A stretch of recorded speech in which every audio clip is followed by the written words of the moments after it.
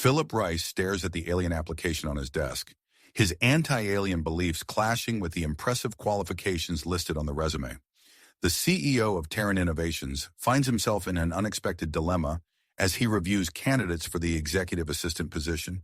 His human resources department has included a cranium applicant named Lita in the pool, despite his well-known stance against non-human employees.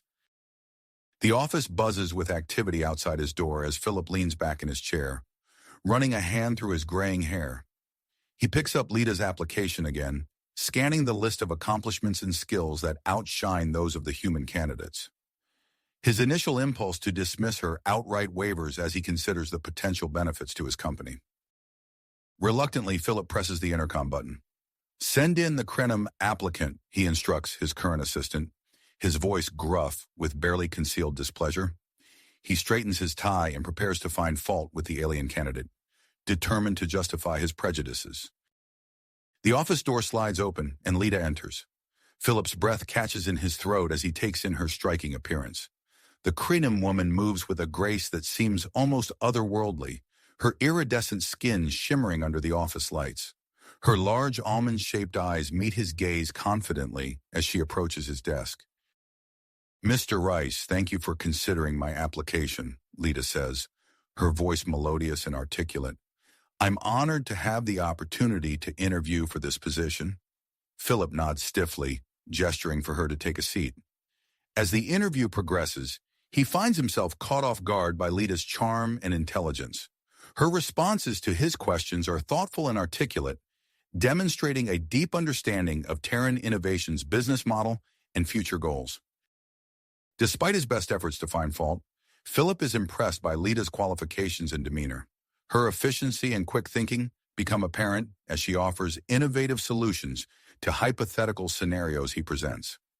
The CEO's resolve begins to crumble as he realizes the potential asset she could be to his company. After an hour of intense questioning, Philip makes a decision that shocks even himself. "Ms. Lita, I'd like to offer you the position of executive assistant," he says, his voice betraying a hint of uncertainty. "Can you start immediately?" Lita's eyes widen in surprise, a smile spreading across her face. "Of course, Mr. Rice. I'm ready to begin right away." As word spreads through the office of Philip's controversial decision, tension fills the air. Human employees gather in small groups, whispering and casting furtive glances at their boss's office. Philip overhears snippets of conversation questioning his motives and judgment, fueling his determination to prove he made the right choice. Lita's first day begins with Philip assigning her increasingly complex tasks, secretly hoping to find a flaw in her performance. To his frustration and grudging admiration, she tackles each challenge with ease, her efficiency surpassing that of any previous assistant. As they work side by side on a high-stakes project proposal, Philip finds himself hyper-aware of Lita's presence. Their hands brush accidentally as they reach for the same datapad, sending an unexpected jolt through his body. He steps back, flustered, and notices a faint color change ripple across Lita's skin. The day stretches into evening, and soon they are the only ones left in the office. The air between them crackles with unspoken tension as they continue to work, their shared focus creating a strange intimacy. Philip's long-held beliefs about alien inferiority begin to crumble as he witnesses Lita's dedication and skill firsthand. As the night deepens, Philip Rice finds himself at a crossroads. His growing attraction to Lita conflicts with his public anti-alien stance, while the alien woman herself grapples with her feelings for her human employer. In the quiet of the empty office, the stage is set for a relationship that could change everything, for Philip, for Terran Innovations, and for human-alien relations as a whole. As the night deepened, Philip found himself acutely aware of Lita's presence. The empty office seemed to heighten every subtle movement, every accidental brush of their hands. He caught himself stealing glances at her, mesmerized by the way her iridescent skin shimmered under the harsh office lights. "I think we've made good progress," Philip said, his voice slightly strained. "Perhaps we should take a break." Lita looked up, her large almond-shaped eyes meeting his. "That sounds like a good idea, Mr. Rice. We've been at this for hours." Philip stood, straightening his tie. There's a place I'd like to show you. It might help clear our heads. He led her to the elevator, keenly aware of their proximity in the confined space. As they ascended, Philip could smell the faint, exotic scent of Lita's skin, a mixture of citrus and something entirely alien. The doors opened to reveal a rooftop garden, a hidden oasis above the bustling city. Lita's eyes widened as she took in the view, her skin rippling with colors that reflected her awe. "It's beautiful," she breathed, moving to the railing. Philip joined her, their shoulders nearly touching. The city sprawled before them, a tapestry of lights against the night sky. For a moment, they stood in companionable silence. "I owe you an apology, Lita," Philip said suddenly, turning to face her. "I've held some unfair prejudices against aliens. Working with you today has shown me how wrong I've been." Lita's expression softened. "Thank you for your honesty, Mr. Rice. I've faced many challenges as a Krenim on Earth. It's not easy being different." As they talked, Philip found himself drawn closer to Lita. He learned of her struggles, her triumphs, and the persistence that brought her to Terran Innovations. In turn, he shared his own experiences, the root of his biases and his growing realization of their flaws. "I never expected to feel this way," Philip admitted, his voice low. "But I find myself incredibly attracted to you, Lita." Lita's skin flushed with a soft, pulsing light. "I've been drawn to you since our first meeting, Mr. Rice. Despite your initial coldness, I sensed a depth to you that intrigued me." Their eyes locked, and Philip felt an irresistible pull. Slowly, he leaned in, his lips meeting hers in a tentative kiss. The sensation was unlike anything he'd experienced. Her lips were cool and smooth, with a faint electric tingle that sent shivers down his spine. The kiss deepened, and Philip marveled at the alien textures and tastes. Lita's skin seemed to come alive under his touch, pulsing with bioluminescent patterns. Her hands explored his face and hair, her touch both curious and passionate. As their embrace intensified, Philip suddenly pulled back, reality crashing in. "We shouldn't," he said, his breath coming in short gasps. "You're my employee. This is complicated." Lita nodded, her eyes still gleaming with desire. "You're right, of course. We should return to work." They made their way back to the office, the air between them charged with ungrit tension. As they sat down at Philip's desk, their hands brushed once more, sending a jolt through both of them. Philip tried to focus on the proposal, but his mind kept wandering to the feel of Lita's lips, the mesmerizing patterns on her skin. He caught her watching him, her eyes dark with unspoken longing. "Perhaps we should call it a night," Philip suggested, his voice husky. "We can finish this in the morning." Lita nodded, gathering her things.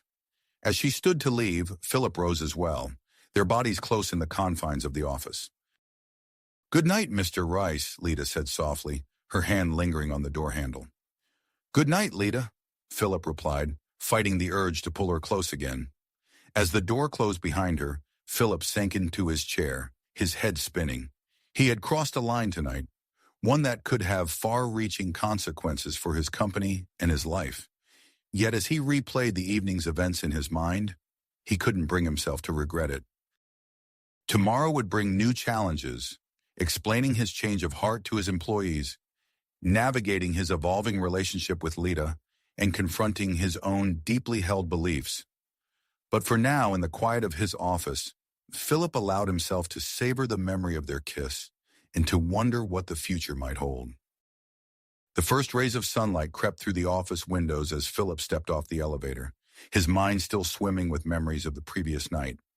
He paused at the entrance to the main office area, straightening his tie and taking a deep breath to compose himself. As he rounded the corner, his eyes immediately fell on Lita's desk. She was already there, poised and focused on her work. Her iridescent skin seemed to glow in the early morning light, a subtle reminder of her alien nature that now fascinated rather than repelled him. Lita looked up, their eyes meeting for a brief, charged moment. The air between them crackled with unspoken tension, a mix of desire and uncertainty. Philip felt his heart rate quicken, memories of their rooftop encounter flooding back. "Good morning, Mr. Rice," Lita said, her voice steady despite the faint color change rippling across her skin. "Good morning, Lita," Philip replied, his own voice sounding strained to his ears. He quickly retreated to his office, closing the door behind him with a soft click. Throughout the morning, Philip found himself hyper-aware of Lita's presence just outside his door. Every time she entered his office to deliver documents or discuss the project, the air seemed to thicken with tension. Their fingers brushed more often than strictly necessary when exchanging papers, each touch sending a jolt through Philip's body. He couldn't help but notice the curious glances from other employees. Whispered conversations fell silent as he passed, only to resume with increased intensity once he was out of earshot. Philip knew his sudden change in attitude towards Lita hadn't gone unnoticed. Just before noon, Philip's phone rang. The voice of Harold Jennings, head of the board of directors, came through crisp and demanding. "Rice, we need that project proposal presentation. Now, the investors have moved up their timeline." Philip's stomach dropped. "But sir, we're not scheduled to present for another week." "Plans change, Rice. Be ready in 2 hours." The line went dead. Philip took a deep breath, then pressed the intercom button. "Lita, my office now." She entered moments later, her expression shifting from professional to concerned as she took in Philip's tense posture. "The board wants the presentation today," he explained quickly. "We need to finalize everything in the next 2 hours." Lita's eyes widened, but she nodded resolutely. "We can do it, Mr. Rice. Let's get to work." They dove into a frenzy of activity, refining slides and practicing key points. The close quarters of Philip's office only heightened the tension between them. Every accidental touch, every shared look seemed magnified in the pressure cooker atmosphere. As they worked, Lita reached for a data pad at the same moment Philip set down a cup of coffee. The collision sent the hot liquid spilling across Lita's crisp white blouse. "Oh!" she gasped, jumping back. "I'm so sorry," Philip said, grabbing for tissues. He paused, suddenly aware of how the wet fabric clung to Lita's form. He swallowed hard, forcing his eyes back to her face. "I have a spare shirt in my closet. You can use that." Lita nodded gratefully and disappeared into Philip's private bathroom. When she emerged wearing his oversized white shirt, Philip felt his mouth go dry. The sight of her in his clothing stirred something primal within him. They managed to regain their focus, putting the finishing touches on the presentation just as the board members began to arrive.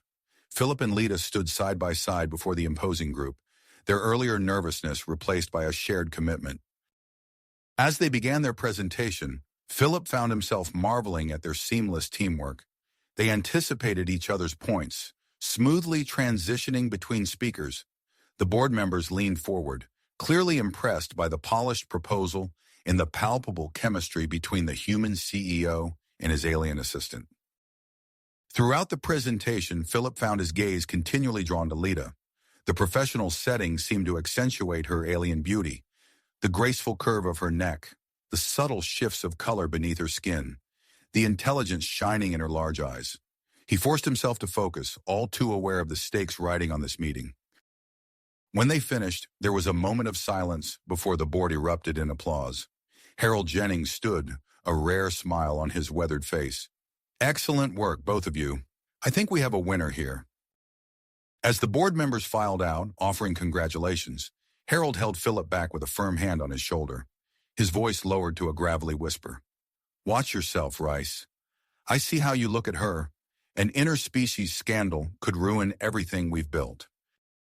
Philip stiffened, ready to argue, but Harold was already walking away. He turned back to his office, mind churning with conflicting emotions. Lita was waiting for him, her eyes bright with excitement. "We did it, Mr. Rice!" The thrill of their success, combined with the lingering tension from their late-night encounter, seemed to electrify the air between them. Philip stepped closer, drawn by an irresistible force. Lita's breath hitched, her skin shimmering with anticipation. Just as Philip leaned in, the door burst open. Karen, his human secretary, rushed in with a stack of papers. "Mr. Rice, these need your immediate signature." The moment shattered. Lita stepped back, composing herself. "I should get back to work. Congratulations again, Mr. Rice." As she walked out, Philip noticed several male employees openly staring, their gazes following Lita's retreating form. A surge of jealousy rose in his chest, surprising him with its intensity.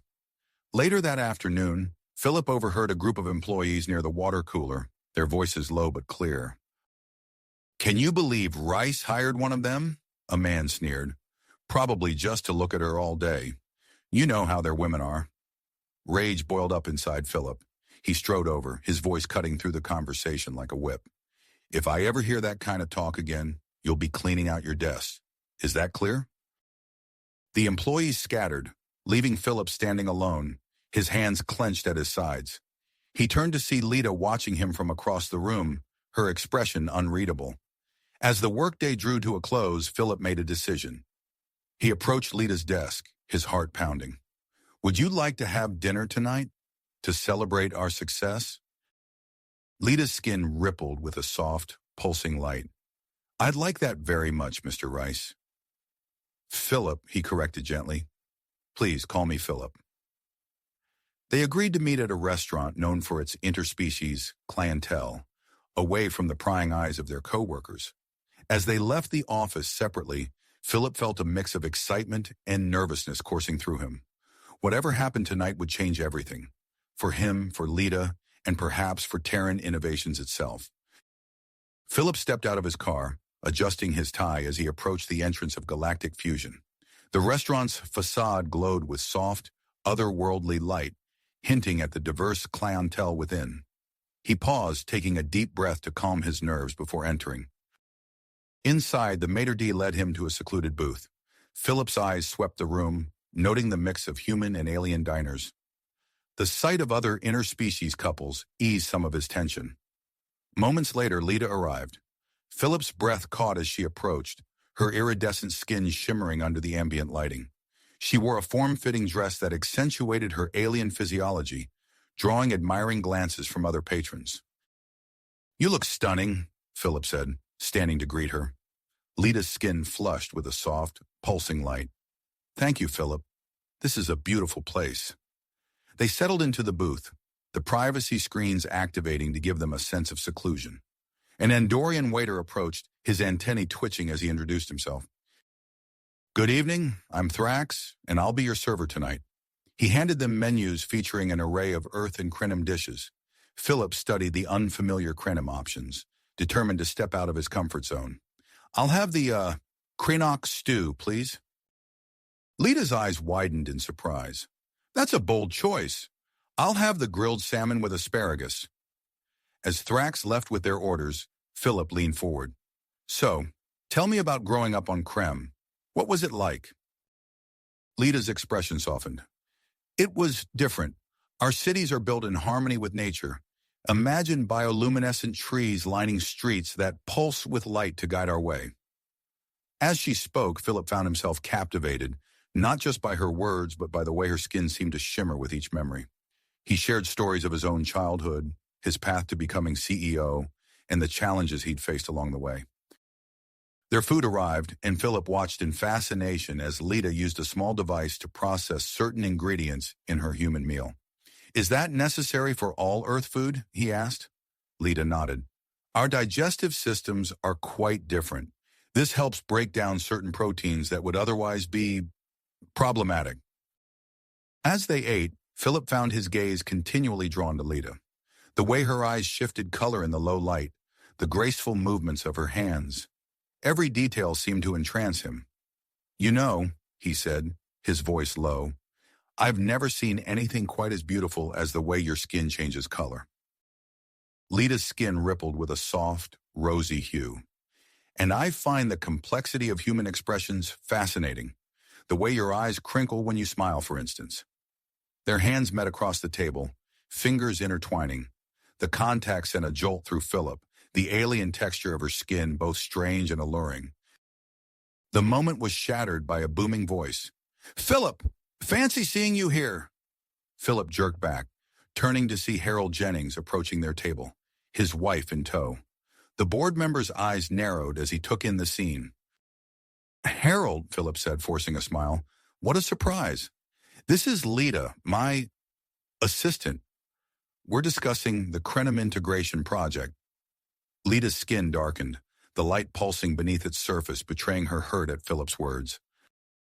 Harold's lips curled into a knowing smirk. "Of course. Well, don't let us interrupt your work meeting. Enjoy your evening. As Harold walked away, the atmosphere at the table grew tense. Lita excused herself to the restroom, leaving Philip alone with his thoughts. When she returned, the easy rapport they'd built throughout the evening had evaporated. They finished their meal in uncomfortable silence, the earlier intimacy a distant memory. Outside the restaurant, Philip cleared his throat. Perhaps we should take separate cars home, for propriety's sake. Lita nodded, her expression unreadable. Of course, Mr. Rice, good night. As her cab disappeared into the night, Philip was left with a gnawing sense of regret and confusion. The next morning, Philip arrived at the office early, determined to maintain a professional distance. He found an urgent message waiting on his desk, an invitation to a prestigious interstellar trade conference on a remote resort planet. As he read through the details, a realization dawned. The conference required an assistant familiar with both human and alien business practices. There was only one logical choice. The door to his office opened, and Lita walked in, her expression guarded. You wanted to see me, Mr. Rice? Philip took a deep breath, acutely aware of the tension between them. Yes, Lita. We need to talk about an upcoming conference. It's on a resort planet and, well, I need you to come with me. Lita's skin shimmered, a mix of emotions playing across her features. The air in the office seemed to thicken as they faced the prospect of spending a week alone together on a distant world. Philip leaned forward, his voice low. Before we discuss the details, I think we need to address what happened last night. Night. Philip paused, gathering his thoughts. I want to apologize for my behavior at the restaurant. It was unprofessional and disrespectful to you. Lita's skin rippled with a mix of emotions, her large eyes studying Philip's face. I understand, Mr. Rice. Our position is complicated. Philip nodded, then took a deep breath. Lita, there's an important interstellar trade conference coming up on Zephyria, a resort planet in the Andromeda sector.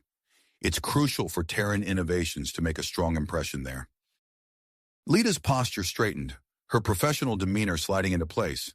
Of course. How can I assist in the preparations? Actually, Philip said, leaning forward slightly, I need you to come with me to the conference. Your knowledge of both human and Crinim business practices is invaluable. No one else in the company has your unique skill set. A shimmer of light pulsed beneath Lita's skin, betraying her surprise and excitement. I would be honored to attend, Mr. Rice. When do we leave? In 5 days, Philip replied. We have a lot of work to do before then. Over the next few days, Philip and Lita threw themselves into conference preparations. They spent long hours in Philip's office, refining presentations and strategizing for potential negotiations. The close proximity reignited the tension between them, but they maintained a veneer of professionalism. As they worked side by side, Philip found himself continually impressed by Lita's insights and dedication. Her ability to bridge the gap between human and alien perspectives proved invaluable as they crafted their approach. On the eve of their departure, Philip was reviewing some final documents when a sharp knock interrupted his concentration. Harold Jennings strode in without waiting for a response, his face set in grim lines. Rice, we need to talk, Harold said, closing the door behind him. I've heard about your plans for the Zephyria conference. Are you out of your mind taking her with you? Philip felt a flare of anger at Harold's tone. Lita is the most qualified person for this assignment. Her expertise is crucial to our success. Harold's eyes narrowed. There are plenty of human assistants who could do the job. This arrangement, it doesn't look good, Philip. The board is concerned about potential scandals. The board, Philip said, standing to face Harold, should be more concerned with our company's success in the interstellar market. Lita's unique perspective gives us an edge our competitors can't match. I won't jeopardize our future because of outdated prejudices. Harold's face reddened, but Philip held his ground. After a tense moment, the older man turned and left without another word. The next morning, Philip and Lita boarded the sleek corporate spacecraft that would take them to Zephyria. As they settled into their seats for the multi-day journey, Philip couldn't help but notice the grace with which Lita moved in the low gravity of the ship. The Zephirian Nebula is particularly beautiful this time of year, Lita said, gazing out the viewport. "Have you ever seen it, Mr. Rice?"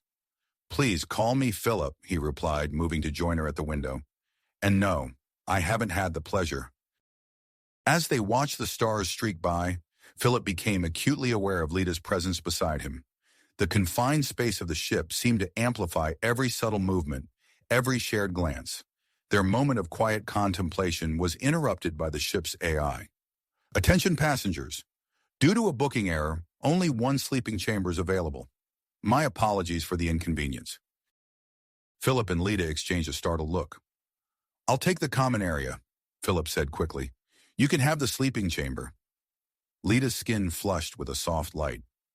"That's not necessary, Philip. We can figure out an arrangement." As the day progressed, they focused on work, fine-tuning their presentation and discussing potential questions from other attendees. However, the awareness of their sleeping situation loomed over them, adding an undercurrent of tension to every interaction. That evening, as they prepared for their first night aboard, the ship suddenly lurched. Lita, caught off guard, stumbled forward. Philip instinctively reached out to steady her, catching her in his arms. Time seemed to stop as they stood there, bodies pressed together. Philip could feel the alien warmth of Lita's skin, see the swirling colors beneath its surface. Her large eyes met his, filled with a mixture of surprise and something deeper. Slowly, almost against his will, Philip leaned in. Their lips met in a kiss that started gentle but quickly intensified. Years of pent-up attraction and denied feelings poured out as they clung to each other. Just as Philip's hands began to explore the unfamiliar contours of Lita's body, a chime sounded through the ship. "Incoming transmission from Terran Innovations," the AI announced. They sprang apart, both breathing heavily. Philip smoothed his hair and straightened his shirt before accepting the call. Karen's face appeared on the screen, her expression serious. "Mr. Rice, I'm sorry to disturb you, but we've received some troubling information," she said. "Stellar Core Industries will be at the conference, and our sources say they're planning to outbid us for the Proxima Centauri contract." Philip felt a surge of adrenaline cut through the lingering haze of desire. "Thank you, Karen. We'll adjust our strategy accordingly." As the screen went dark, Philip turned to find Lita already pulling up their presentation files. "We need to rework our entire approach," she said, her professional demeanor firmly back in place, despite the flush still visible on her skin. Philip nodded, pushing aside thoughts of their encounter to focus on the task at hand. As they dove into their work, he couldn't help but marvel at Lita's ability to compartmentalize. Her insights as they revised their strategy were as sharp as ever, showing no sign of the emotional turmoil he knew she must be feeling. Hours passed as they worked, the sexual tension between them simmering just below the surface. Every accidental touch, every shared look carried the weight of their untenacitated feelings. Yet they pressed on, driven by the high stakes of their mission and the looming threat of their rivals. As the ship's simulated night cycle began, Philip found himself both dreading and anticipating the moment when they would have to confront their sleeping arrangements. The memory of Lita in his arms lingered, a temptation made all the more powerful by the close quarters and the intensity of their shared purpose. With days left in their journey and the pressure of the conference mounting, Philip and Lita faced a delicate balancing act. They needed to maintain their professional focus while navigating the complex emotions swirling between them. As Philip watched Lita pore over market projections, her skin shimmering with concentration, he wondered how long they could maintain this precarious equilibrium, and what would happen when it inevitably shattered. Broke. As if on cue, the ship lurched violently, sending both Philip and Lita stumbling. The gravity systems, which had been behaving erratically throughout their journey, seemed to have reached a new level of malfunction. Philip instinctively reached out to steady Lita, his hand grasping her arm. The contact sent a jolt through him, her alien skin warm and pulsing beneath his fingers. For a moment they stood frozen, eyes locked, the air between them charged with unspoken tension. The ship's AI broke the spell. "Attention passengers, gravity systems are experiencing fluctuations. Please exercise caution when moving about the vessel." Lita stepped back, her skin rippling with a mix of colors that Philip was beginning to recognize as embarrassment and frustration. We should review our presentation again, she said, her voice slightly strained. As they made their way to the small work area, another gravity surge hit. This time, Philip found himself pressed against Lita in the narrow corridor, their bodies flush against each other. He could feel the rapid pulse of her alien circulatory system, smell the faint, otherworldly scent of her skin. "I'm sorry," Philip murmured, trying to push away but finding himself held in place by the malfunctioning gravity. Lita's eyes met his, wide and filled with an emotion he couldn't quite decipher. "It's not your fault," she whispered. The gravity suddenly normalized, and they sprang apart. Without a word, they continued to the work area, both acutely aware of the growing tension between them. Hours passed as they pored over their strategy, refining arguments and polishing their presentation. The frequent gravity fluctuations kept forcing them into close proximity, each accidental touch adding fuel to the simmering attraction they were trying desperately to ignore.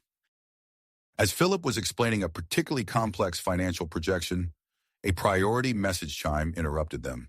The holographic display flickered to life, revealing Karen's worried face. "Mr. Rice, Miss Lita, I'm sorry to disturb you, but we've just received some troubling intelligence," Karen said, her voice tight.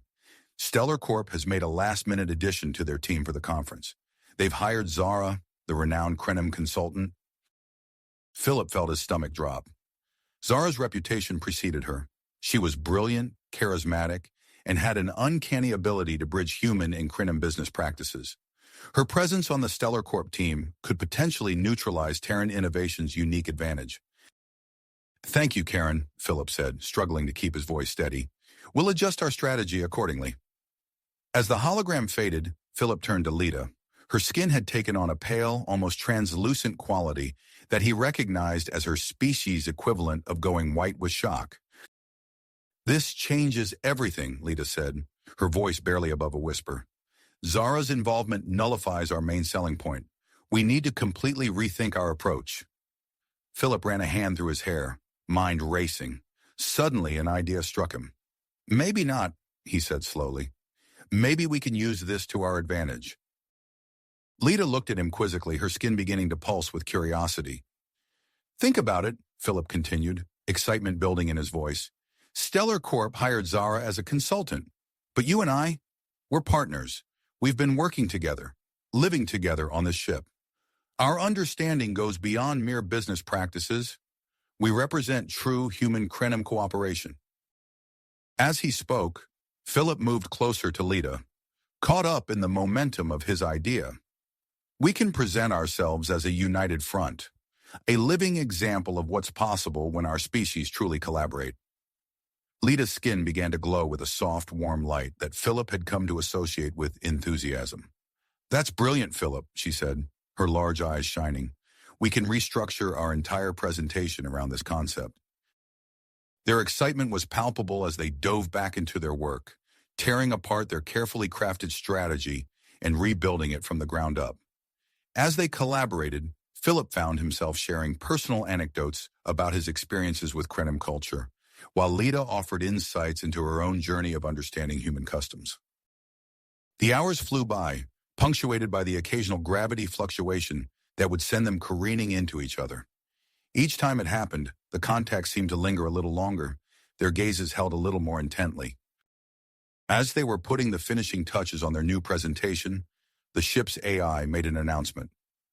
"Attention passengers, we are entering a region of space known for its spectacular cosmic phenomena. The viewing port is now open for observation." Philip and Lita exchanged glances.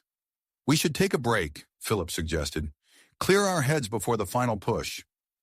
They made their way to the viewing port, gasping in unison as they took in the breathtaking vista before them. Swirling nebulae painted the void in vibrant hues of purple and blue, while distant stars glittered like diamonds scattered across black velvet. "It's beautiful," Lita breathed, her skin shimmering with awe. Philip found himself staring not at the cosmic display, but at Lita. The starlight played across her features, highlighting the alien beauty of her face. "Yes," he murmured, "it is." Lita turned, catching his gaze. For a moment they stood there, the universe spread out before them, the air between them electric with possibility. A sudden inspiration struck Philip. "Lita," he said excitedly, "what if we incorporate elements of both human and Crinum art into our presentation? We could use visuals inspired by this." He gestured to the cosmic panorama, blended with traditional designs from both our cultures. Lita's eyes widened, her skin pulsing with excitement. "That's perfect, Philip. It would create a unique, memorable experience for the attendees, reinforcing our message of unity and cooperation." They rushed back to their work area, energized by this new idea. As they worked late into the night cycle, merging their cultural knowledge to create something truly innovative, Philip couldn't help but marvel at how in sync they had become.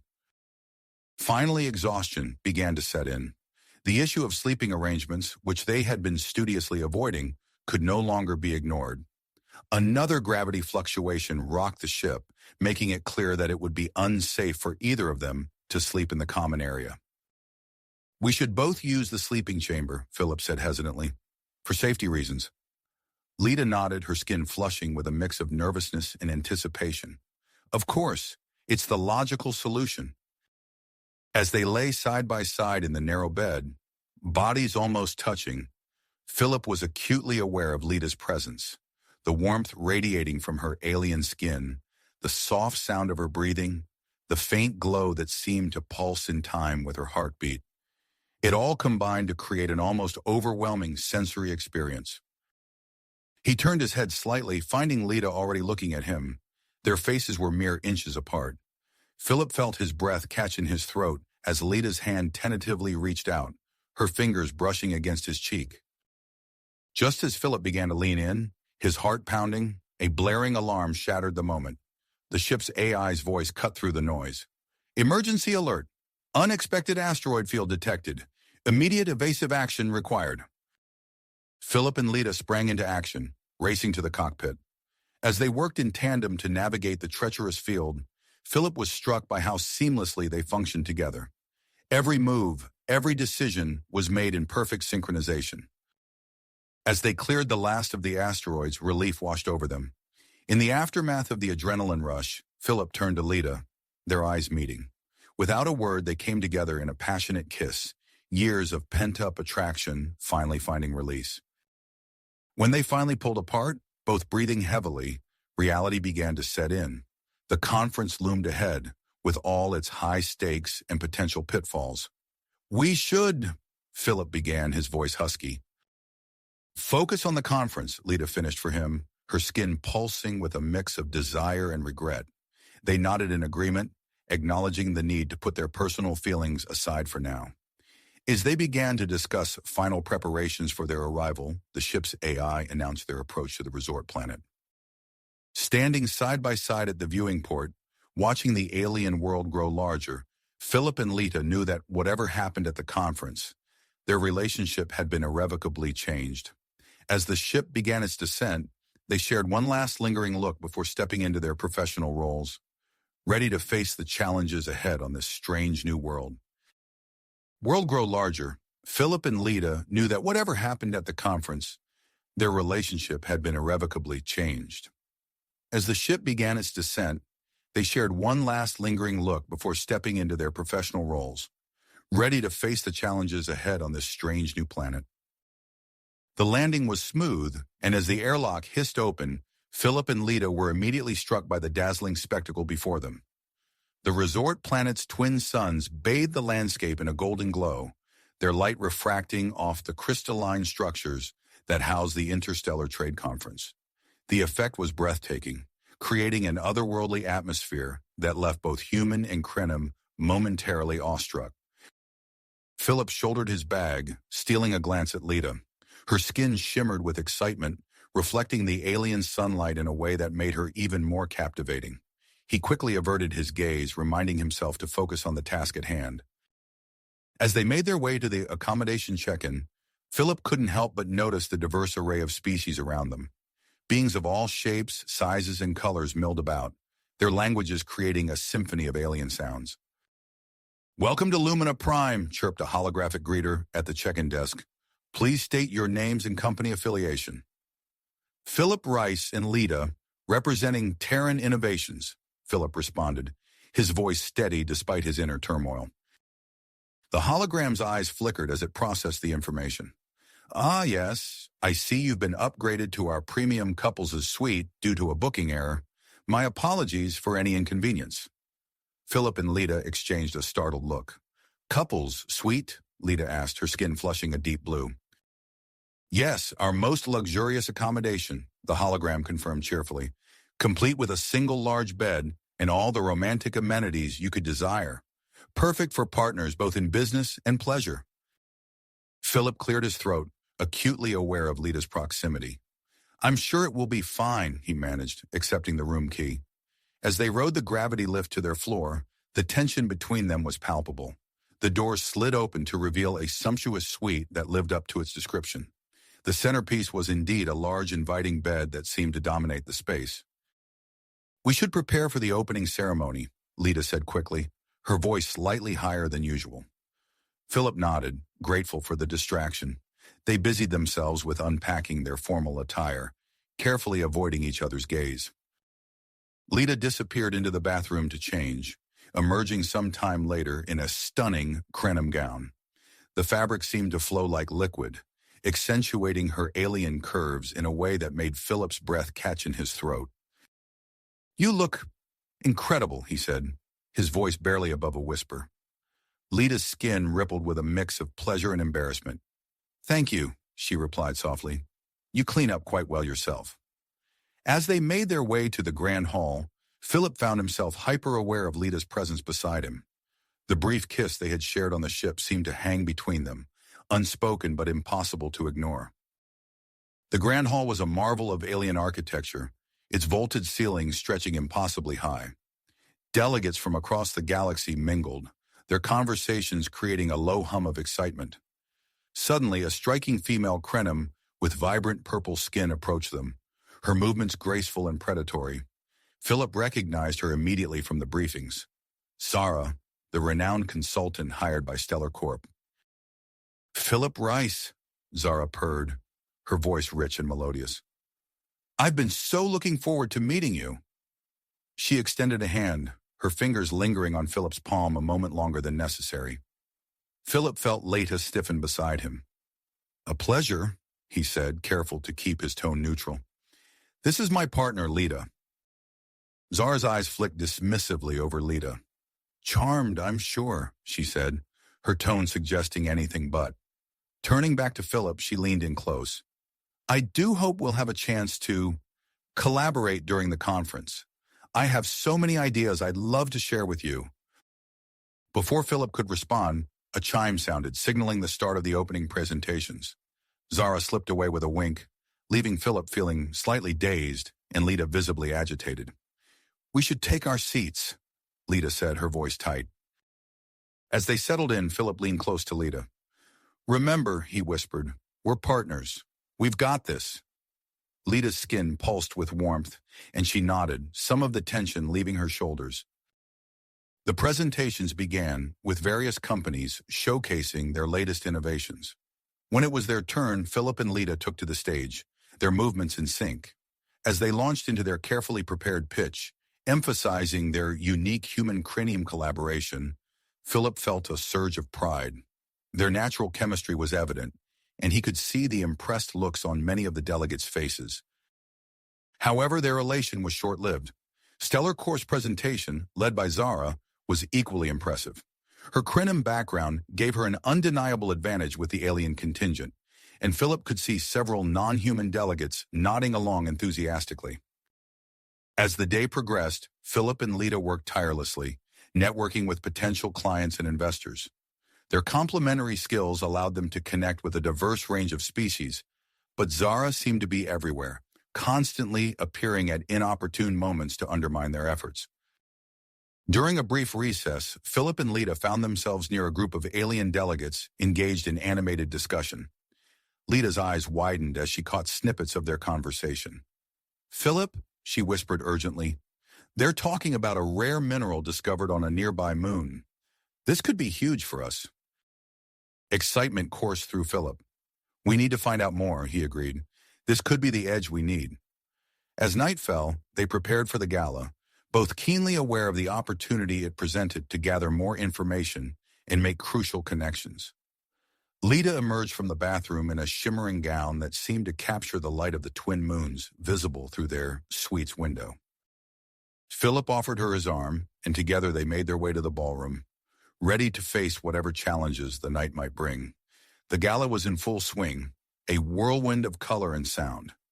As they entered, Philip couldn't help but notice the admiring glances Lita was attracting from beings of all species.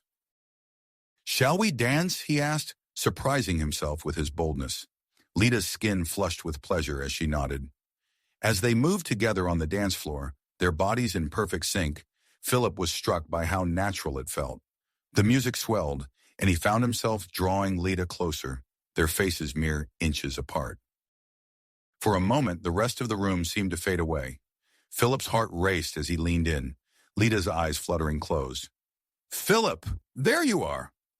The moment shattered as Philip turned to see Harold, the Terran Innovations board member, striding towards them.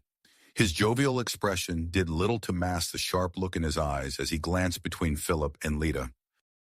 "Harold," Philip said, struggling to keep the frustration out of his voice, "I didn't expect to see you here." "Just thought I'd pop in, show my support," Harold replied, clapping Philip on the shoulder. "And to see how our newest team member is settling in, of course." He turned to Lita with a smile that didn't quite reach his eyes. As the night wore on, Philip and Lita found themselves constantly under Harold's watchful gaze. The tension was palpable as they finally made their way back to their shared suite. "Well, that was," Philip began, trailing off as he caught sight of the single bed. Lita's skin rippled with a mix of emotions. "We should get some rest," she said softly. "Tomorrow's another big day." They prepared for bed in awkward silence, the air heavy with unspoken words and barely suppressed desire. Just as Philip was about to suggest he take the floor, an urgent chime from their communication device startled them both. Lita reached it first, her eyes widening as she read the message. "Philip," she said, her voice hushed with excitement, "there's a secret meeting about the mineral, in 2 hours at a location on the far side of the resort." Philip's exhaustion vanished in an instant. "This could be our chance," he said, already reaching for his clothes. "If we can get the inside track on this mineral, we could gain the advantage we need," Lita finished, her skin glowing with anticipation. As they prepared to sneak out, Philip couldn't help but feel a thrill of excitement. Whatever happened next, he knew that he and Lita were in this together. With one last glance at each other, they slipped out of their room and into the alien night, ready to seize their chance at success. Success at the conference. As they slipped out of their room, the gravity of their decision caused great concern upon them. The resort's winding pathway stretched before them, bathed in the ethereal glow of the twin moons. Philip and Lita moved with practiced stealth, their footsteps barely audible on the polished stone walkways. The night air was thick with the scent of alien flora, a heady mix of sweet and spicy that tickled their senses. "This way," Lita whispered, her skin pulsing with a soft blue light as she deciphered the cryptic directions on her handheld device. They rounded a corner, only to freeze as voices drifted towards them. Without thinking, Philip grabbed Lita's hand and pulled her behind a massive, iridescent plant. Its broad leaves shimmered, providing perfect cover as a group of Andorian delegates ambled past, their antennae twitching in animated conversation. Philip became acutely aware of Lita's body pressed against his, her breath warm on his neck. He swallowed hard, forcing himself to focus on the task at hand. As they continued their journey, they encountered several more close calls. Each time, they were forced to hide in shadowy alcoves or behind exotic vegetation, their bodies drawn together by necessity and barely suppressed desire. Finally, they arrived at the meeting location, a secluded grotto illuminated by bioluminescent plants that cast a soft, otherworldly glow. Philip's eyes widened as he took in the small gathering of aliens and humans, recognizing representatives from only a handful of companies. "Well, looks like we're in the right place," he murmured to Lita. A flicker of movement caught his attention, and Philip's eyes sharp as he spotted Zara. The Krenim consultant's purple skin seemed to absorb the ambient light, giving her an almost predatory appearance. Her eyes narrowed as she caught sight of them, her lips curling into a suspicious sneer. Before Philip could react, a hush fell over the assembled group. A tall, willowy alien with translucent skin and multiple eyes stepped forward. Even without an introduction, Philip knew this must be Xerox, the reclusive Zygonian entrepreneur. Esteemed colleagues, Xerox began, his voice a melodious whisper that seemed to resonate within their minds. I thank you for your discretion in attending this gathering. What I am about to share with you will change the face of interstellar travel as we know it. With a flourish, Xerox produced a small shimmering crystal. It pulsed with an inner light, casting prismatic reflections across the grotto. Behold, he intoned, novarum. Philip felt Lita stiffen beside him, her skin flickering with excitement.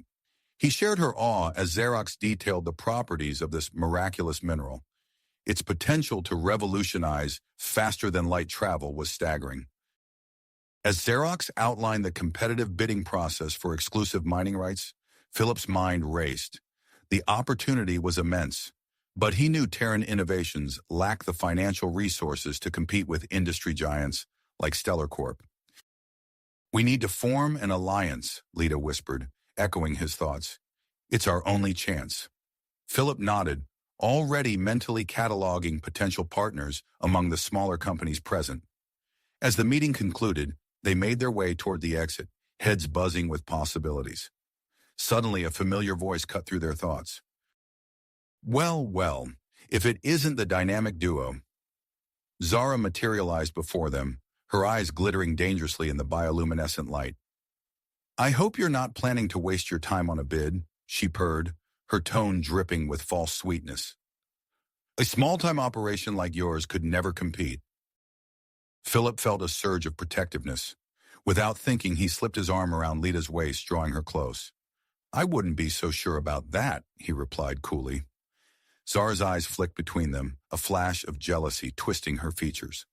Watch yourselves, she hissed. You're playing in the big leagues now, and you have no idea what you're up against. With a final glare, she stalked off into the night. Back in their suite, Philip and Lita immediately set to work, compiling a list of potential alliance partners. The tension between them crackled like static electricity, amplified by their earlier closeness and the high stakes of their mission. Their brainstorming session was interrupted by the chime of an incoming call. Harold's stern face appeared on the display, his expression brooking no argument. I want an update, and I want it now, he demanded. Philip hesitated, acutely aware of the secret they now carried. Things are progressing well, he said carefully. We've made some promising contacts and... Don't give me vague platitudes, Harold cut in. I know you're holding something back. I'll be watching you both very closely from now on. The screen went dark, leaving Philip and Lita in stunned silence. As the night wore on, exhaustion began to take its toll. They found themselves once again facing the single bed, the air heavy with unspoken desire. Philip, Lita began, her voice barely above a whisper. He turned to her, all pretense of professional distance crumbling. In 2 quick strides, he closed the gap between them, pulling her into a passionate kiss. Lita responded eagerly, her skin pulsing with waves of deep blue and violet. Just as things began to escalate, a frantic pounding at the door jolted them apart. Philip opened it to find a Turian delegate, his mandibles quivering with distress. Xerox has been attacked, the alien gasped. The novarum samples are gone, and security is questioning everyone who attended the meeting. Philip and Lita exchanged alarmed glances, the gravity of the situation sinking in. They were now suspects in a crime that could derail not only their careers, but the entire conference. As they hurriedly dressed to begin their own investigation, Philip's communicator buzzed. An anonymous message flashed across the screen. You're being watched. Trust no one. Philip looked at Lita, seeing his own mix of purpose and fear reflected in her eyes. Whatever came next, they were in this together, for better or for worse. Worse. The anonymous message burdened immensely on Philip's mind as he and Lita prepared to face the challenges ahead.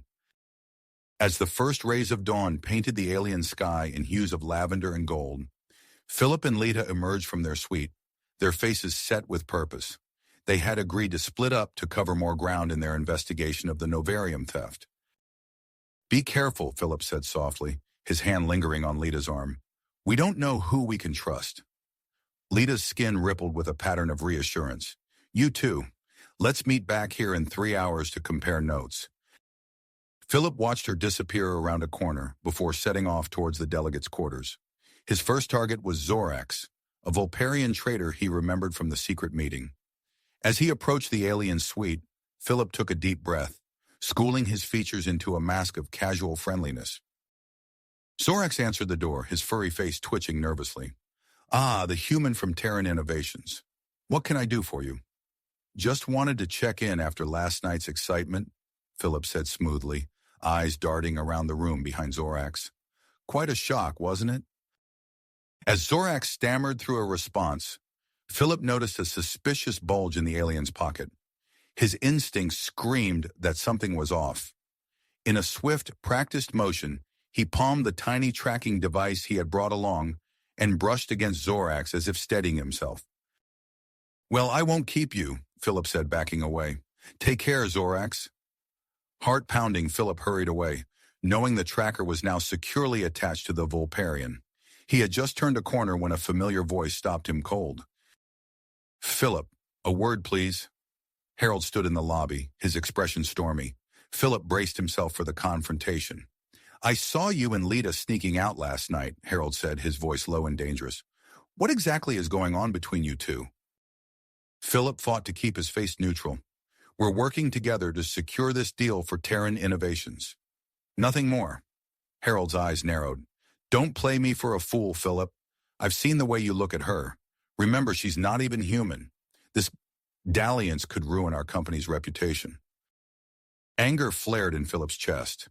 Lita is a valuable member of our team, he retorted. Her skills and insights are crucial to our success here. Just watch yourself, Harold warned. There will be consequences if this goes any further. As Harold stalked away, Philip's communicator buzzed. It was a message from Lita. Found something. Meet me at Maintenance Sector 7. Pushing aside his anger at Harold, Philip hurried to the rendezvous point. He found Lita waiting in a shadowy alcove, her skin pulsing with excitement. There's a hidden lab down there, she whispered, pointing to a nondescript door. I detected novarium residue, but... The sound of approaching footsteps cut her off. They pressed themselves against the wall, barely daring to breathe as a hooded figure passed by, followed closely by a familiar purple form. Zara, Philip mouthed silently. Lita nodded, her eyes wide. They waited until the coast was clear before slipping through the door. The lab was a jumble of alien equipment, screens flickering with indecipherable data. Lita moved swiftly to a console, her fingers flying over the controls. Look at this, she said urgently. Encrypted communications about selling novarium. But I can't trace the source. A sudden alert blared from the console. Security team incoming, Lita gasped. We need to go, now. They fled the lab, hearts pounding as they heard the heavy tread of security forces behind them. Philip led them through a maze of service corridors, finally emerging near the exotic gardens. We should split up again, Lita said breathlessly. I'll head back to our suite and see what else I can dig up. You keep following the leads out here. Philip nodded, watching her disappear into the crowd of delegates and tourists. He turned his attention to his tracking device, which showed Zorax on the move. Following the signal, Philip found himself in a secluded area of the resort, dense with alien vegetation. Hidden behind a large, pulsating plant, Philip watched as Zorax met with a tall, insectoid alien he didn't recognize. Their chittering voices carried on the breeze. Small sample. Proof of concept, Zorax was saying, producing a tiny vial that glowed with an inner light. Philip leaned forward, straining to hear more. Suddenly, the plant he was hiding behind let out a piercing shriek. Zorax and the insectoid alien whirled around, spotting Philip instantly. Intruder! The insectoid screeched. Philip turned and ran, crashing through the underbrush as his pursuers gave chase. Exotic plants whipped at his face and body as he sprinted through the gardens.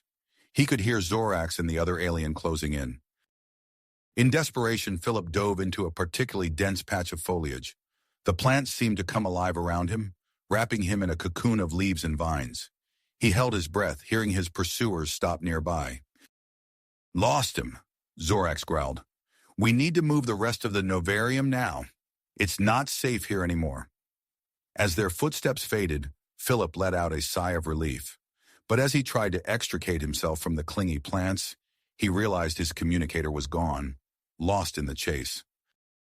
The twin suns were setting by the time Philip finally made it back to the suite, his clothes torn and his body covered in scratches and alien pollen. Lita gasped when she saw him. "What happened to you?" she asked, helping him to a chair. Philip quickly recounted his encounter with Zorax and the insectoid alien. Lita listened intently, her skin flickering with concern and excitement. "I found something too," she said, leading him to a data pad. "There's a whole network of communications about the novarium, but before I could decrypt them fully, I almost got caught by security." Their discussion was interrupted by an incoming message. Xerox's face appeared on the screen, looking haggard but determined. "Attention, all interested parties," the alien entrepreneur announced. "Despite recent setbacks, a reserve of novarium remains. The bidding process will continue as planned, with a new deadline of tomorrow evening." As the message ended, Philip and Lita looked at each other, the weight of their mission hanging between them. "We need a plan," Philip said, running a hand through his disheveled hair. Lita nodded, her skin pulsing with commitment. "The gala dinner tomorrow night. Everyone will be there.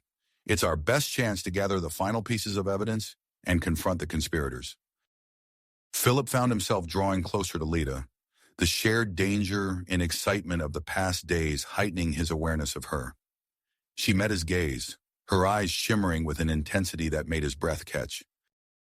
For a moment they stood on the precipice of something more, but then, with visible effort, they both pulled back, refocusing on the task at hand. "Right," Philip said, his voice slightly hoarse. "Let's start planning. We've got a lot of work to do before tomorrow night." As they bent over the data pad, sketching out their strategy for the gala, the air between them crackled with unspoken tension.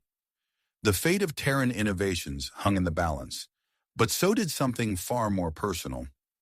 Tomorrow night would change everything, one way or another. Or another. Tomorrow night would change everything, one way or another.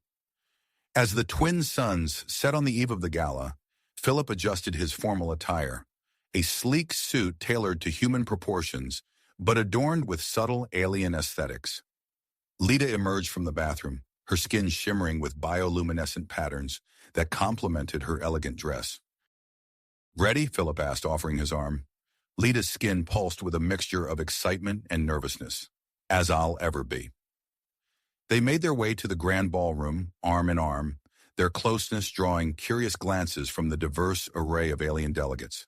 The room was a spectacle of interstellar opulence, with floating light sculptures and gravity-defying refreshments.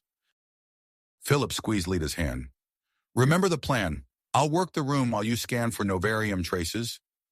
They separated, Philip smoothly inserting himself into a group of Zygonian traders while Lita drifted toward the buffet, her Krenim senses on high alert.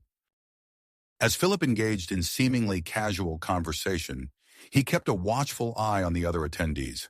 He spotted Zorax near the kitchen area, the Vulparian's fur twitching nervously as he glanced around the room. Philip tapped his wrist communicator twice, their prearranged signal. Across the room, Lita's skin flashed acknowledgement. With practiced grace, Lita swooned dramatically, her hand flying to her forehead. "Oh my, I feel faint," she called out, her voice carrying just far enough. Philip was at her side in an instant. "Let's get you some air," he said loudly, guiding her towards the exit. Once in the hallway, they quickened their pace, following Zorax's trail to a secluded storage room. They pressed themselves against the wall, straining to hear the muffled voices within. "The buyers are getting impatient," an unknown voice hissed. "We need to move the novarium now." Zorax's reply was cut short by a piercing alarm. Red lights flashed throughout the resort as the security system engaged. "Intruder alert! All guests return to their quarters immediately," a mechanized voice boomed. In the chaos that ensued, Zorax slipped away, lost in the crowd of panicking aliens. "We need to split up," Philip said urgently. "I'll check the docking bay." You head back to the gala and keep an eye on our other suspects. Lita nodded, her skin pulsing with grit. They parted ways, each racing against time to uncover the truth behind the novarium theft. Philip sprinted through the winding corridors, dodging confused delegates and resort staff. He burst into the docking bay just in time to see a sleek spacecraft powering up its engines. Without hesitation, he darted towards the vessel, using the commotion as cover. He managed to slip inside the cargo hold seconds before the airlock sealed. As the ship lifted off, Philip's heart raced. He peered through a small viewport, his eyes widening as he recognized the pilot, Zara from Stellar Corp. Meanwhile, Lita made her way back to the gala, her Krenim senses on overdrive as she scanned the room for any trace of novarium. She nearly collided with Harold, whose face was a mask of unbreakable spirit. "Lita," he said, his voice low, "we need to talk. I've been conducting my own investigation, and I think I know who's behind all this." Lita's skin rippled with surprise. "What have you found?" Harold glanced around before leaning in close. "It's Vex Thor, the resort owner. He's been pulling the strings all along." As Harold laid out his suspicions, Lita's mind raced. Could they trust him? Or was this another layer of deception? "We need proof," Lita said finally, "and I think I know where we might find it." Together they slipped away from the gala, heading towards Vex Thor's private quarters. As they moved through the shadows, Lita couldn't help but wonder, where was Philip? And what dangers was he facing? On the small spacecraft, Philip held his breath as it touched down on a nearby moon. He waited, muscles tense, as Zara exited the cockpit. To his shock, she was greeted by a familiar face, Xerox, the supposedly attacked Zygonian entrepreneur. "Everything's in place," Zara said, her voice carrying clearly in the thin atmosphere. "Once we offload the novarium, we'll be set for life." Xerox chittered in agreement. "And no one suspects a thing. My attack was quite convincing, wasn't it?" Philip's mind reeled at the implications. He needed to warn Lita and stop this sale before it was too late. Carefully, he crept towards the cockpit, eyeing Zara's communication device. Back at the resort, Lita and Harold had successfully infiltrated Vex Thor's quarters. They rifled through drawers and data pads, searching for any incriminating evidence. "Look at this," Harold whispered, holding up a holographic document. "It's a contract for a secret consortium. They're planning to monopolize novarium production across the galaxy." Lita's skin flashed with alarm. "We need to get this information out now." But before they could move, the door slid open. Vex Thor stood there, flanked by his security team, his multiple eyes narrowing in anger. "Well, well," the alien rasped. "What do we have here?" As Lita and Harold found themselves cornered, Philip made his move on the moon. He lunged for Zara's communication device, but she whirled around, her reflexes lightning fast. "You," she snarled, recognizing Philip. "How did you get here?" Xerox joined the fray, his powerful Zygonian limbs giving him a distinct advantage. Philip found himself fighting for his life, outnumbered and outgunned on an alien world. Yet as the struggle intensified, Philip felt a surge of adrenaline. His human physiology, evolved on a high-gravity world, gave him unexpected strength in the moon's lighter gravity. With a burst of speed, he ducked under Xerox's swing and landed a solid punch on Zara's jaw. She stumbled back, dropping her weapon. Philip scooped it up, training it on both aliens. "It's over," he said, breathing heavily. "You're both under arrest for theft and conspiracy." As Philip secured his prisoners, he activated the communication device, sending an urgent message to resort security. He could only hope it wasn't too late to save Lita and expose the full extent of the novarium plot. The fate of Terran innovations, the novarium negotiations, and perhaps the balance of power in the galaxy itself now hung in the balance. And at the heart of it all, Philip and Lita's bond would be tested like never before. Yet as the dust settled from their harrowing adventure, a new challenge emerged. The grand ballroom, once a scene of panic and confusion, now buzzed with excitement. Delegates from across the galaxy huddled in small groups, their voices a cacophony of clicks, whistles, and rumbles as they discussed the shocking revelations about the novarium conspiracy. Philip and Lita found themselves at the center of it all, their recent exploits catapulting Terran innovations into the spotlight. Alien diplomats and corporate representatives swarmed around them, each vying for a moment of their attention. Mr. Chen, a Catinus being clicked, its mandibles quivering with excitement. The Hive Collective would be honored to discuss a potential alliance for the upcoming Novarium negotiations. Before Philip could respond, a gelatinous entity oozed forward, its translucent body pulsing with bioluminescent patterns. Terran Innovations has proven its worth, it burbled. The Mollusk Consortium offers our full support in your future endeavors. Lita's skin rippled with a mix of pride and unease as she watched Philip navigate the sea of potential allies. Her Krenim senses tingled, picking up the undercurrents of ambition and self-interest that permeated the room.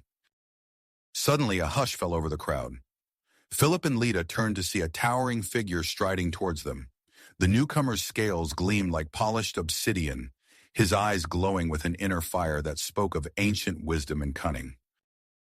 "Ambassador Kroll," someone whispered, awe and fear mingling in their voice. The draconian diplomat approached Philip and Lita, his movements fluid and purposeful. He inclined his head in a gesture of respect, his forked tongue flicking out to taste the air.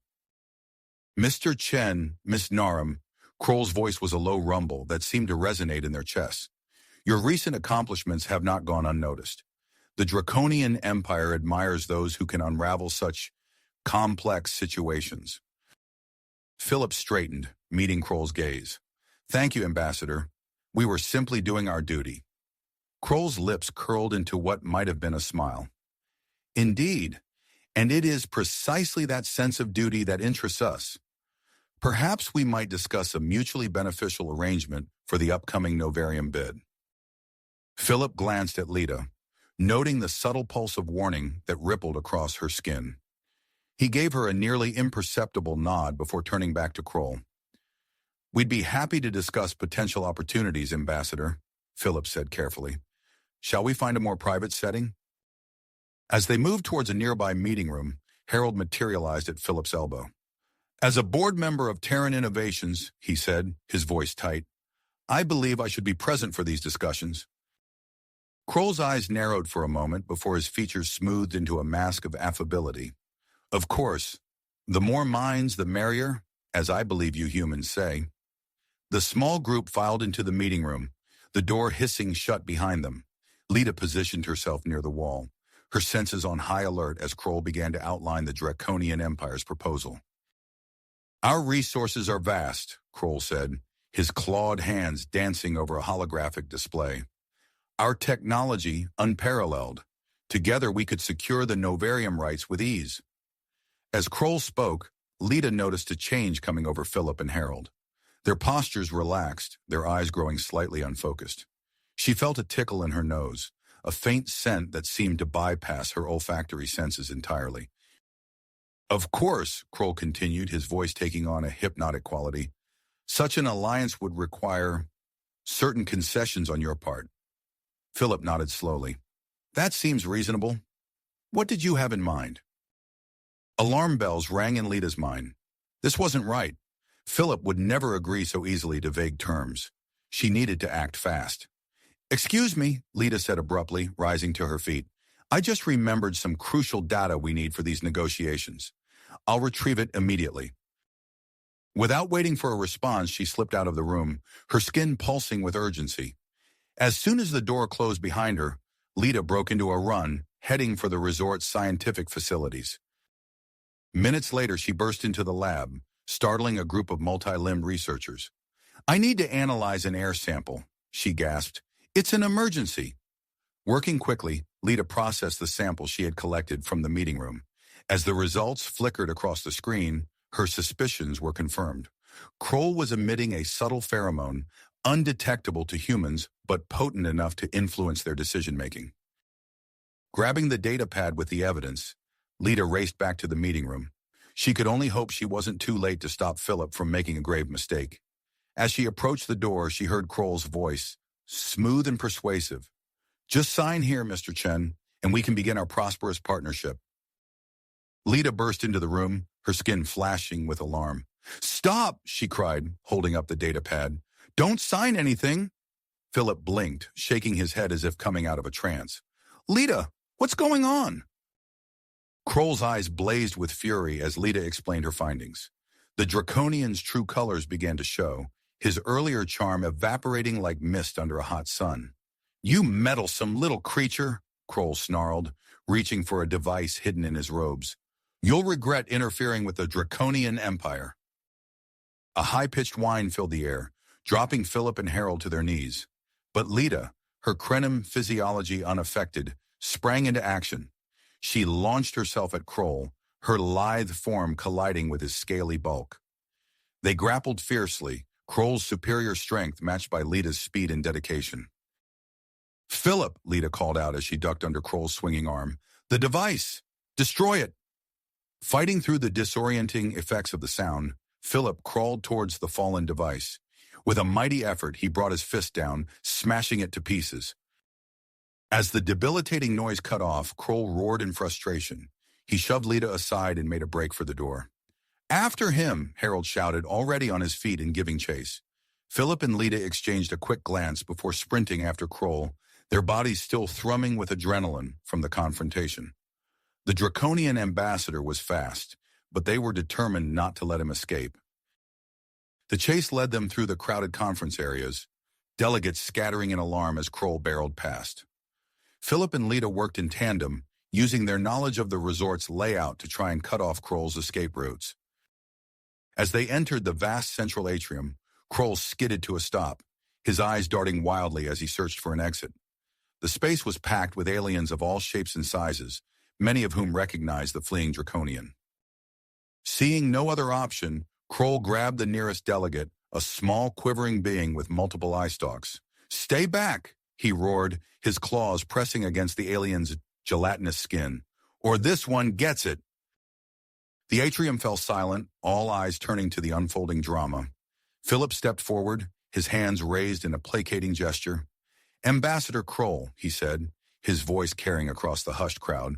"You don't want to do this. It's over." Kroll's eyes narrowed, his grip on the hostage tightening. "It's not over until I say it's over, human. I am a representative of the Draconian Empire. You can't touch me." Philip took another step forward, his gaze sweeping across the gathered delegates. "Listen to me, everyone. This man, this supposed diplomat, has been trying to manipulate us all. He used pheromones to influence our decisions, attempted to strong-arm us into an unfair deal, and now he's resorted to taking hostages." A murmur rippled through the crowd. Kroll's eyes widened as he saw the tide of opinion turning against him. "Is this how the Draconian Empire conducts business?" Philip continued, his voice gaining strength. "Through deception and violence? I think we all deserve better than that. We came here to negotiate fairly, to build partnerships that benefit everyone. Ambassador Kroll has betrayed that trust." The delegates began to press closer, their expressions hardening as they looked at Kroll. The Draconian's composure cracked, his scales rippling with fear. "Stay back," he hissed, backing away and dragging his hostage with him. I'll... But before he could finish his threat, a blur of motion caught him off guard. Lita, who had been quietly circling behind him, launched herself at Kroll's back. Her sudden attack caused him to release his hostage, who quickly scuttled away to safety. As Kroll stumbled, the crowd surged forward. Within moments, he was surrounded by a sea of angry delegates, each eager to express their displeasure at his actions. Resort security finally arrived, pushing through the throng to take Kroll into custody. As they led him away, the Draconian's earlier arrogance had vanished, replaced by a look of defeat and disbelief. With the immediate crisis over, the atrium erupted into excited chatter. Delegates crowded around Philip and Lita, offering congratulations and expressing their admiration for Terran Innovation's integrity. As the excitement began to die down, Philip, Lita, and Harold found a quiet corner to regroup. The adrenaline of the chase was wearing off, leaving them feeling drained but relieved. "Well," Harold said, running a hand through his thinning hair, "I suppose we can cross the Draconian Empire off our list of potential partners?" Philip nodded, his expression grim. "We're back to square one with the novarum bid, and time's running out." Lita's skin rippled with grit. "Then we'd better get to work. We've overcome worse odds than this." They made their way back to their suite, minds already racing with potential strategies. As they entered, Philip began clearing a space on the large table, while Lita activated the room's holographic displays. "All right," Philip said, his voice tight with focus. "We've got just a few hours to come up with a winning strategy for the novarium rights. Let's make them count." As the twin suns set outside their window, bathing the alien landscape in a soft, otherworldly glow, the trio settled in for a long night of planning. The future of Terran innovations hung in the balance. But after everything they'd been through, Philip and Lita were ready to face whatever challenges lay ahead. Harold watched them work, noting the easy synchronicity between the human CEO and the Krenim analyst. There was something there, he realized, something that went beyond mere professional respect. But for now, that would have to wait. They had a company to save and a galaxy of competitors to outsmart. The night stretched on, filled with the glow of data pads and the quiet murmur of voices as they worked to secure their place in the interstellar market. Whatever the outcome, one thing was certain. Terran Innovations was no longer just another Earth-based company. They were players on the galactic stage, and they were here to stay. They had proven themselves worthy contenders in the galactic arena, and now it was time to cement their position. As the first rays of dawn crept through the windows of their suite, Philip, Lita, and Harold emerged, their faces etched with exhaustion, but eyes burning with purpose. They had spent the entire night refining their strategy, and now it was time to put it to the test. The conference hall was a hive of activity, delegates from countless species filling the air with a cacophony of languages and scents. Philip straightened his suit, exchanging a quick glance with Lita. Her skin rippled with a mix of anticipation and support, bolstering his confidence. As they took their place at the podium, a hush fell over the crowd. Philip cleared his throat, his voice strong and clear as he began their presentation. "Distinguished delegates, honored representatives," he started, his gaze sweeping across the sea of alien faces. "Terran Innovations comes before you today not just as a bidder for the novarium rights, but as a partner in progress." He outlined their proposal, emphasizing collaboration and shared benefits. Lita stood beside him, her presence a silent testament to their commitment to interspecies cooperation. As Philip spoke, holographic displays materialized around him, showcasing the potential applications of novarium technology across various worlds. The delegates leaned forward, their interest piqued by this unexpected approach. Murmurs of approval rippled through the crowd, growing louder as Philip concluded his presentation. Just as the last hologram faded, a commanding voice cut through the applause. "A moment, if you please." All eyes turned to the newcomer, striding down the center aisle. Her silver hair shimmered in the light, her posture radiating authority. Philip recognized her instantly from briefing files, Ambassador Xanthi of the Galactic Council. "In light of recent events," Xanthi announced, her voice carrying to every corner of the hall, "the Galactic Council has decided to take a more active role in these proceedings. The novarium bidding process will now fall under our direct oversight." A wave of shock rippled through the crowd. Delegates turned to each other, whispers muttering about this unexpected development. Philip's mind raced, quickly assessing the implications of this intervention. He turned to Lita and Harold, huddling close. "We need to adapt," he whispered urgently. "This changes everything." Lita's skin pulsed with rapid calculations. "What if we propose a joint venture?" she suggested. "Combine our expertise with the Council's authority?" Philip's eyes lit up. "Brilliant. Harold, can you run the numbers on this?" As Harold tapped furiously on his datapad, Philip stepped forward, catching Ambassador Xanthi's eye. "Madam Ambassador," he called out, "Terran Innovations would like to propose an amendment to our bid." Xanthi raised an eyebrow, intrigued. "Proceed, Mr. Chen." Philip outlined their new proposal, his words painting a vision of a galaxy united in the responsible development and distribution of novarium. As he spoke, the atmosphere in the hall shifted, a sense of possibility replacing the earlier tension. But not everyone was pleased. A group of delegates from the outer rim planets began to stir, their voices rising in protest. "What about us?" one of them shouted. "You humans always think you can run everything." Security personnel moved to contain the disturbance, but the situation was escalating quickly. Amidst the chaos, Lita's attention was drawn to one of the protesters. Her Krenim senses detected an unusual energy signature emanating from a device in his possession. She tugged on Philip's sleeve, her skin flashing a warning. "Philip," she hissed, "there's something wrong. That device, it's not normal tech." Philip's eyes narrowed as he assessed the situation. They had come too far to let everything fall apart now. He leaned in close to Lita, his breath warm against her ear. "Can you neutralize it?" Lita nodded, her skin rippling with purpose. "I'll need a distraction." As Philip moved to engage Ambassador Xanthi and the security team, Lita slipped through the crowd, her unique physiology allowing her to navigate the press of bodies with ease. She approached the protester from behind, her fingers extending to interface with the alien technology. Suddenly, the device activated.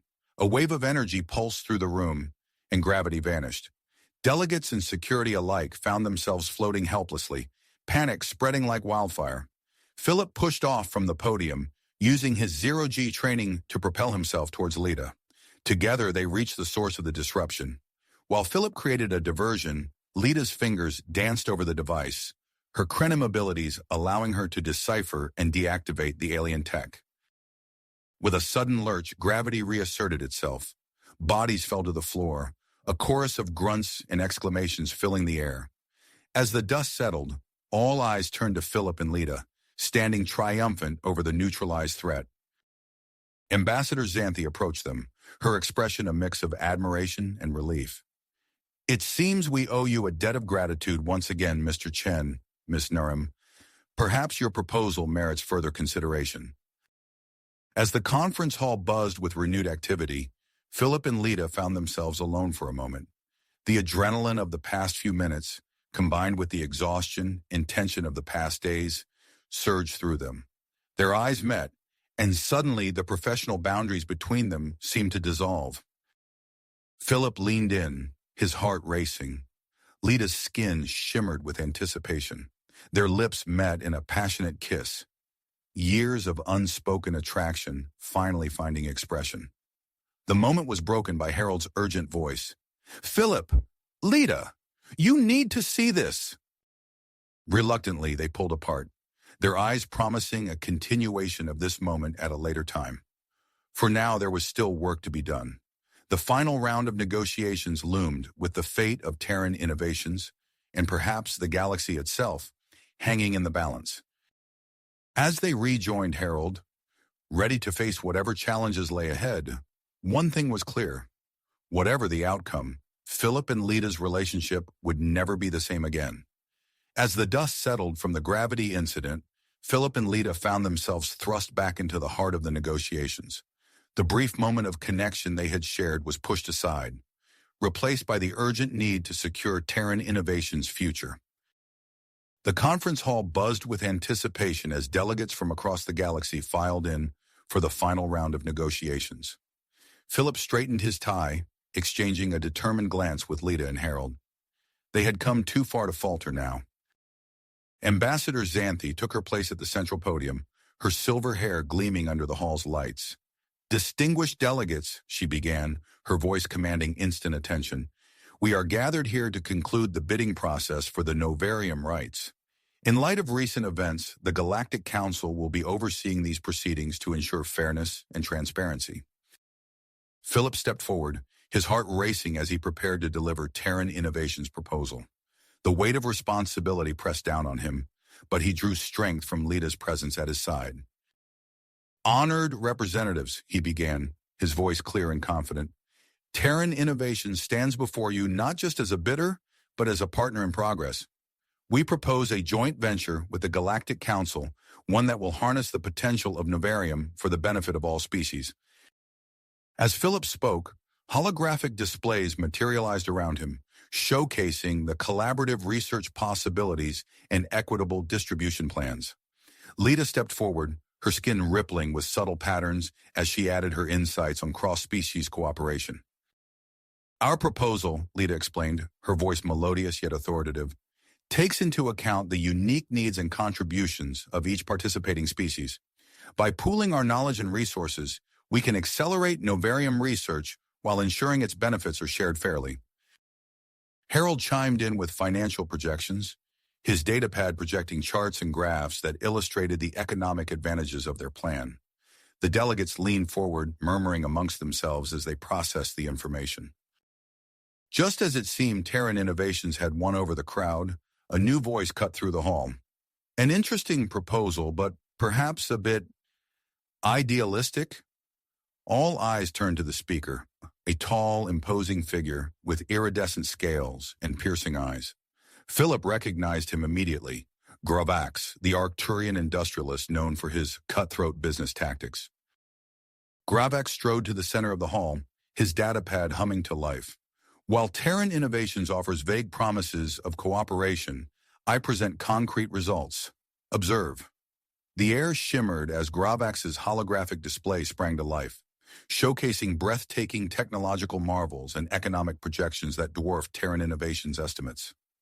Delegates gasped and whispered excitedly, clearly swayed by the impressive presentation. Philip felt a knot form in his stomach. They were losing ground fast. He turned to Lita, about to suggest a recess, when he noticed her brow furrowed in concentration. Her skin was pulsing rapidly, a sure sign that her cranium senses had detected something. "Philip," she whispered urgently, "something's not right. The energy readings from Gravax's datapad, they're off the charts." Philip nodded, understanding immediately. "We need to buy some time. Harold, can you stall?" As Harold stepped forward to ask Gravax some pointed questions about his projections, Philip and Lita discreetly made their way to Ambassador Xanthi. "Madam Ambassador," Philip said in a low voice, "we have reason to believe that Gravax is using advanced alien technology to manipulate his presentation. We request a thorough scan of all equipment." Xanthi's eyes narrowed, but she nodded. With a subtle gesture, she signaled her security team. Within moments, the hall was abuzz with scanning devices. Gravax's confident demeanor faltered as the security team approached him.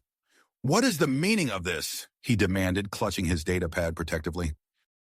The lead security officer, a stoic Vortexian, held up a device that emitted a high-pitched whine.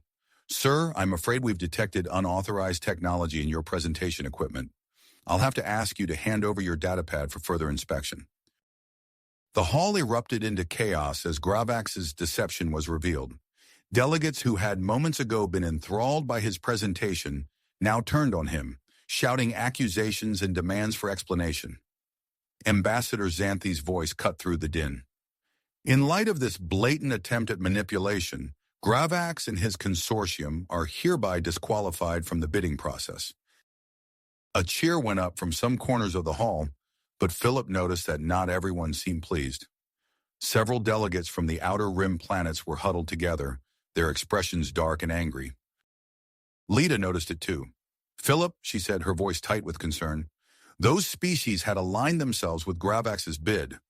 Without him, they have no stake in the Novarum project." Philip's mind raced, analyzing the situation. The disqualification of Gravax had created a power vacuum, one that could destabilize the entire negotiation process. He knew they had to act fast to prevent potential conflicts. Taking a deep breath, Philip stepped forward once more. "Ambassador Xanthi, esteemed delegates, if I may have your attention, please." All eyes turned to him, curiosity and wariness mingling in their gazes. The events of the past few minutes have made it clear that our original proposal, while solid, does not go far enough in addressing the needs of all species present. Therefore, I'd like to propose an expansion of our joint venture. Philip paused, making eye contact with the delegates from the outer rim. "We invite representatives from all interested species to join our partnership with the Galactic Council. Together, we can ensure that the benefits of Novarum research are truly universal." A hushed silence fell over the hall as the delegates processed this unexpected offer. Ambassador Xanthi studied Philip intently, her expression unreadable. After what felt like an eternity, she spoke. "An admirable suggestion, Mr. Chen. Let us put it to a vote." As the voting process began, Philip, Lita, and Harold huddled together, tension etched on their faces. The outcome of this vote would determine not just the fate of Terran Innovations, but potentially the future of interstellar cooperation. The minutes ticked by agonizingly slowly as votes were cast and tallied. Finally, Ambassador Xanthi stepped forward, a slight smile playing at the corners of her mouth. "The votes have been counted," she announced, her voice echoing through the hall. "By a narrow margin, the expanded joint venture proposal put forth by Terran Innovations has been accepted." The conference hall erupted in a cacophony of cheers, protests, and excited chatter. Philip felt a wave of relief wash over him, quickly followed by the sobering realization of the enormous task that now lay ahead. As delegates swarmed around them, offering congratulations and partnership discussions, Philip felt Lita's hand brush against his. Their eyes met, a mixture of triumph and unspoken attraction passing between them. Their moment was interrupted by Harold, who pushed through the crowd with an urgent expression. "We need to talk," he said, his voice low. "Ambassador Xanthi is heading our way, and she's got an offer that could change everything." Philip nodded, his mind already racing with possibilities. As they prepared to meet with the ambassador, he knew that the real challenges were just beginning. The future of Terran Innovations, and perhaps the galaxy itself, hung in the balance. But with Lita by his side and Harold's steady support, Philip felt ready to face whatever came next. Philip's mind raced with possibilities as Ambassador Xanthi approached. The weight of their recent victory still hung in the air, mingling with the excited chatter of delegates discussing the newly approved joint venture.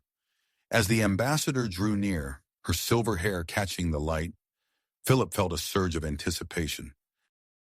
"Mr. Chen, Ms. Narim, Mr. Donovan," Xanthi greeted them, her voice low and measured. "Congratulations on your success. I believe we have much to discuss regarding the implementation of your proposal." Before Philip could respond, Harold interjected, his voice tinged with urgency. "Ambassador, we'd be honored to continue our discussion. However, given the gravity of recent events, perhaps we could adjourn to a more private setting?" Xanthi nodded, her eyes scanning the bustling conference hall. "Of course. Follow me."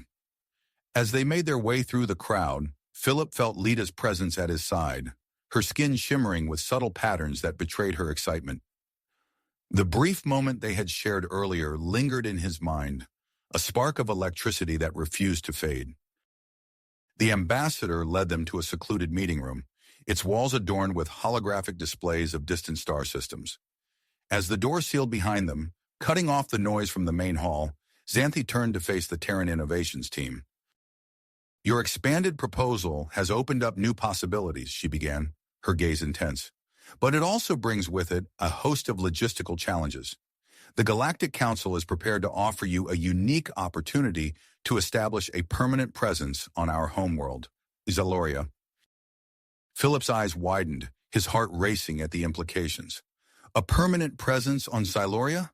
That's incredible." Lita leaned forward, her voice filled with curiosity. "What would this entail exactly?"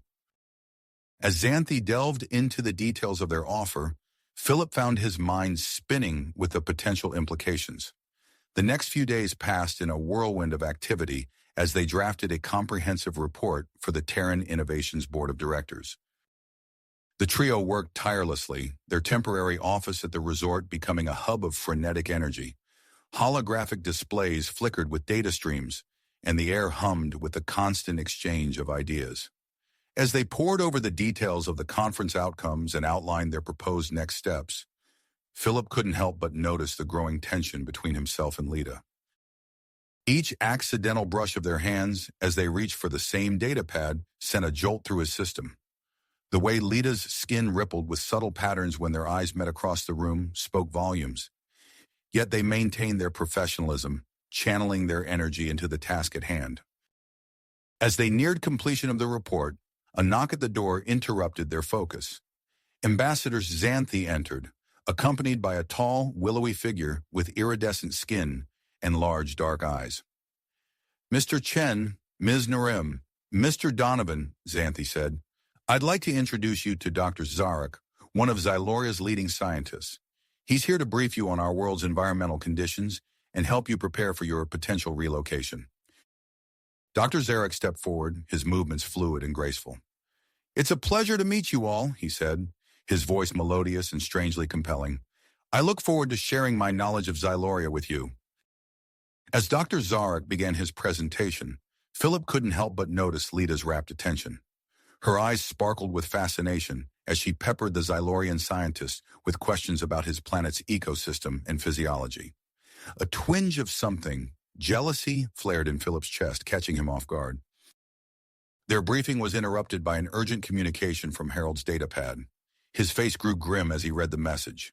"It's the board," he said, his voice tight. "They're demanding an in-person meeting to discuss our recent activities and the future direction of the company. They seem concerned about our rapid expansion into interstellar affairs."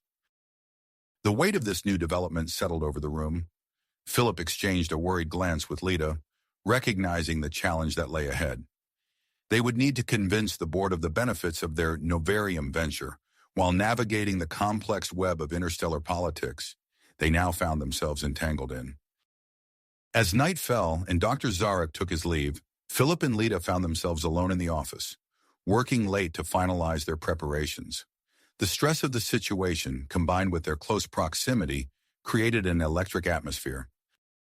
Philip looked up from his datapad to find Lita studying him, her skin shimmering with a pattern he'd never seen before. Their eyes locked, and in that moment, the professional barriers between them crumbled. Philip moved towards her, his heart pounding. Lita met him halfway, her alien features softening with emotion. Their lips met in a passionate kiss, years of unspoken attraction, finally finding expression. The moment was shattered by a knock at the door. They sprang apart, breathing heavily as Dr. Zarek's voice called out from the other side. "Mr. Chen, Miss Narem, I have some additional information about Siloria that I thought might be helpful." As Philip moved to open the door, his pupils dilating from what had just transpired, a shrill alarm suddenly pierced the air. Red lights began flashing throughout the resort, and a stern voice came over the intercom. "Attention all guests and personnel. This is a security alert. Traces of unauthorized novarum have been detected leaving the planet. All recent conference attendees are required to report to the main security office immediately for questioning. This is not a drill." Philip and Lita exchanged alarmed glances, the implications of this development sinking in. Their plans, their newly formed relationship, and the future of Terran innovations now hung in a precarious balance. As they hurried to comply with the security directive, Philip couldn't shake the feeling that their adventure was a long way to go. From over, their plans, their newly formed relationship, and the future of Terran innovations now hung in a precarious balance. As they hurried to comply with the security directive, Philip couldn't shake the feeling that their adventure was far from finished. The resort's main security office buzzed with activity as conference attendees filed in, a mix of confusion and concern etched on their varied alien features. Philip, Lita, and Harold found themselves herded into a stark, metallic room, the air thick with tension. Officer Krovak, a towering figure with rough, bark-like skin and piercing yellow eyes, loomed over them. "You will submit to questioning and scanning procedures," he growled, his voice like gravel. "Cooperate fully or face severe consequences." For hours, the team endured rigorous interrogation. Krovak's relentless questioning probed every aspect of their time at the conference, each answer scrutinized for inconsistencies. Philip's mind raced, trying to recall every detail of their activities while fighting exhaustion. As the questioning dragged on, a new figure entered the room. Dr. Alara, a Xyloxian xenobiologist, moved with fluid grace, her iridescent scales shimmering under the harsh lights. "I'm here to assist with the investigation," she announced, her multifaceted eyes scanning the group. Dr. Alara approached Lita, a handheld device emitting a soft hum as she passed it over the Krenim woman's body. Lita fidgeted uncomfortably, her skin rippling with anxiety. "Fascinating," Dr. Alara murmured, studying the readout. "Your physiology shows subtle alterations consistent with prolonged exposure to a human-dominated environment. This requires further examination."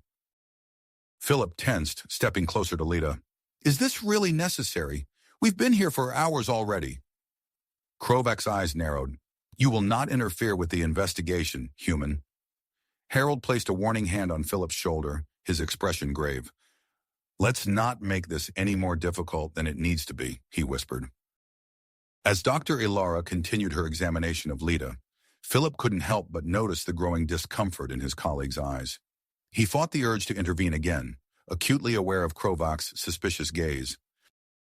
The investigation dragged on for days, severely delaying their departure for Earth.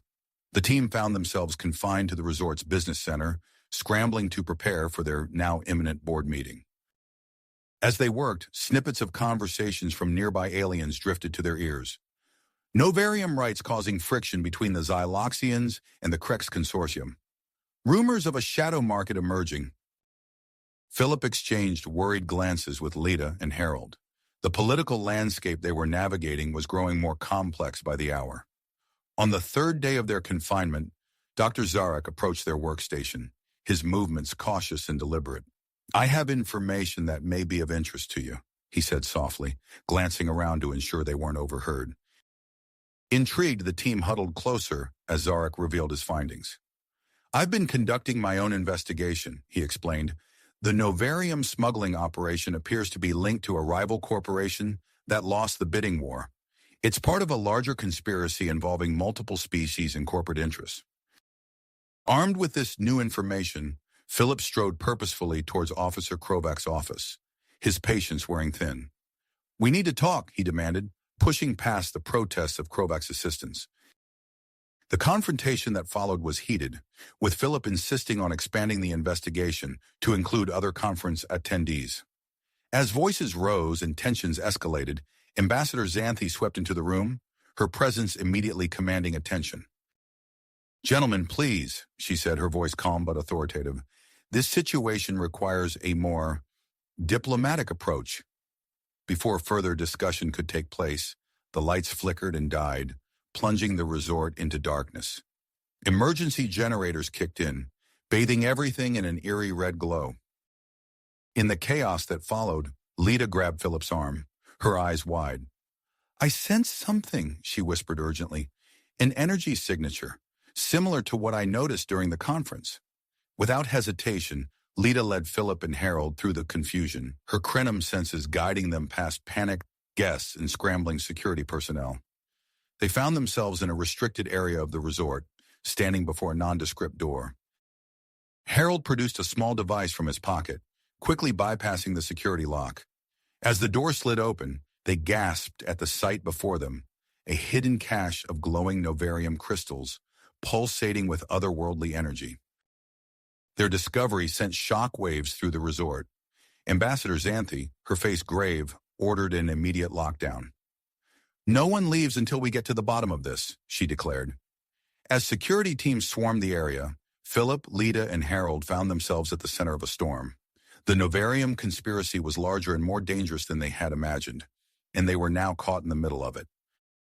With the resort sealed off and their return to Earth indefinitely delayed, the team faced a daunting challenge.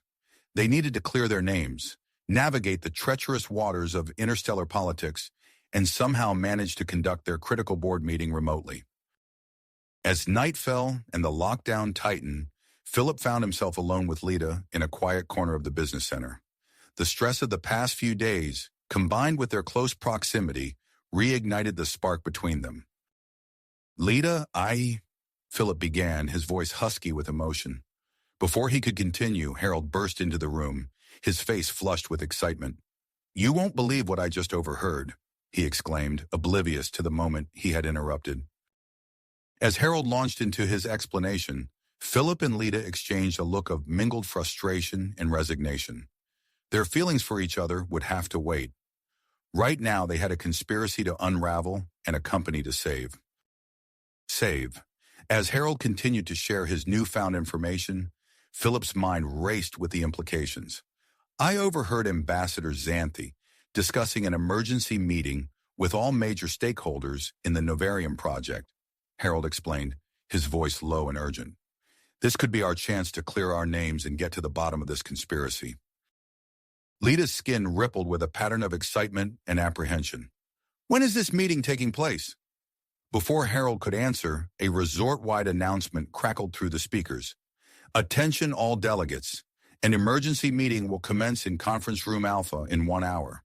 Attendance is mandatory for all representatives involved in the Novarium negotiations." The trio exchanged glances, a mix of determination and unease evident in their expressions. As they made their way to the conference room, the corridors buzzed with tension. Aliens of various species hurried past, their faces etched with concern and suspicion. Upon entering Conference Room Alpha, Philip immediately noticed the charged atmosphere. Ambassador Xanthi stood at the head of a large oval table, her usually serene features marred by worry. As the room filled with delegates, a new figure caught Philip's attention. The newcomer towered over the other attendees, his exoskeleton gleaming under the harsh lights. 4 arms, each ending in razor-sharp claws, were folded across his broad chest. His compound eyes swept the room, assessing each individual with military precision. Ambassador Xanthi's voice cut through the murmurs. "Esteemed colleagues, allow me to introduce General Kraz of the Thoraxian Empire. He represents his species' interests in the novarium negotiations." General Kraz's mandibles clicked as he addressed the room. "The Thoraxian Empire demands answers regarding the novarium smuggling operation. We will not tolerate any threat to galactic stability." The meeting quickly devolved into a heated debate, with accusations flying from all corners. Philip found himself and his team at the center of suspicion, their recent acquisition of novarium rights making them easy targets. Unable to stand idly by, Philip stepped forward. "Ladies, gentlemen, and honored delegates of all species," he began, his voice steady despite the pressure. "Terran Innovations has always operated with the utmost transparency and integrity. We are as eager as anyone to uncover the truth behind this smuggling operation." As Philip continued to defend his company's position, he noticed Lita from the corner of his eye. Her gaze was unfocused, her head tilted slightly as if listening to something only she could hear. Realization dawned on him. She was using her Krenim abilities to scan the room. While Philip held the attention of the delegates, Lita discreetly made her way around the perimeter of the conference room. Her subtle movements caught the eye of Dr. Alara, who watched the Krenim woman with growing interest.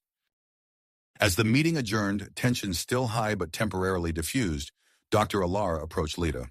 "Ms. Narim, I couldn't help but notice your unique sensory capabilities. I believe they could be invaluable to our novarium research."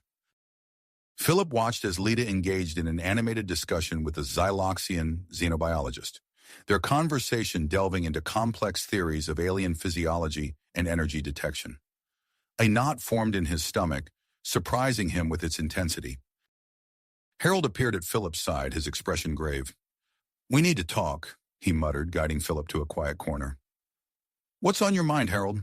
Philip asked, tearing his gaze away from Lita and Dr. Alara. Harold's voice was low and serious. "I've noticed the way you look at Lita. I'm worried about the impact this could have on Terran Innovations. A relationship with an alien employee. The board won't like it, and public opinion back on Earth might turn against us." Philip opened his mouth to protest, but Harold pressed on. "We need to focus on clearing our names and salvaging this deal. Personal entanglements can wait." Before Philip could respond, the lights flickered and died, plunging the room into darkness. Emergency generators kicked in, bathing everything in an eerie red glow. Panic rippled through the gathered delegates. Officer Krovak's voice boomed over the commotion. "Everyone remain calm. This is a security lockdown. No one leaves until we identify the source of these power disruptions." As the chaos subsided, Philip found himself separated from Lita and Harold. He made his way toward the exit, intent on regrouping with his team. As he reached for the door, it slid open, revealing Lita on the other side. Their eyes met, and for a moment, the world around them faded away. Without a word, they stepped into the elevator together, the doors closing behind them. As the elevator began to move, another power surge hit, bringing it to a sudden stop between floors. In the darkness of the malfunctioning elevator, Philip became acutely aware of Lita's presence. Her alien scent filled his nostrils, her skin brushing against his in the confined space. The air between them crackled with unspoken tension. "Lita, Philip began, his voice husky. Before he could continue, the elevator lurched back to life, the doors sliding open to reveal a corridor filled with frantic resort staff and security personnel. The moment shattered, Philip and Lita stepped out, both slightly flushed and avoiding each other's gaze.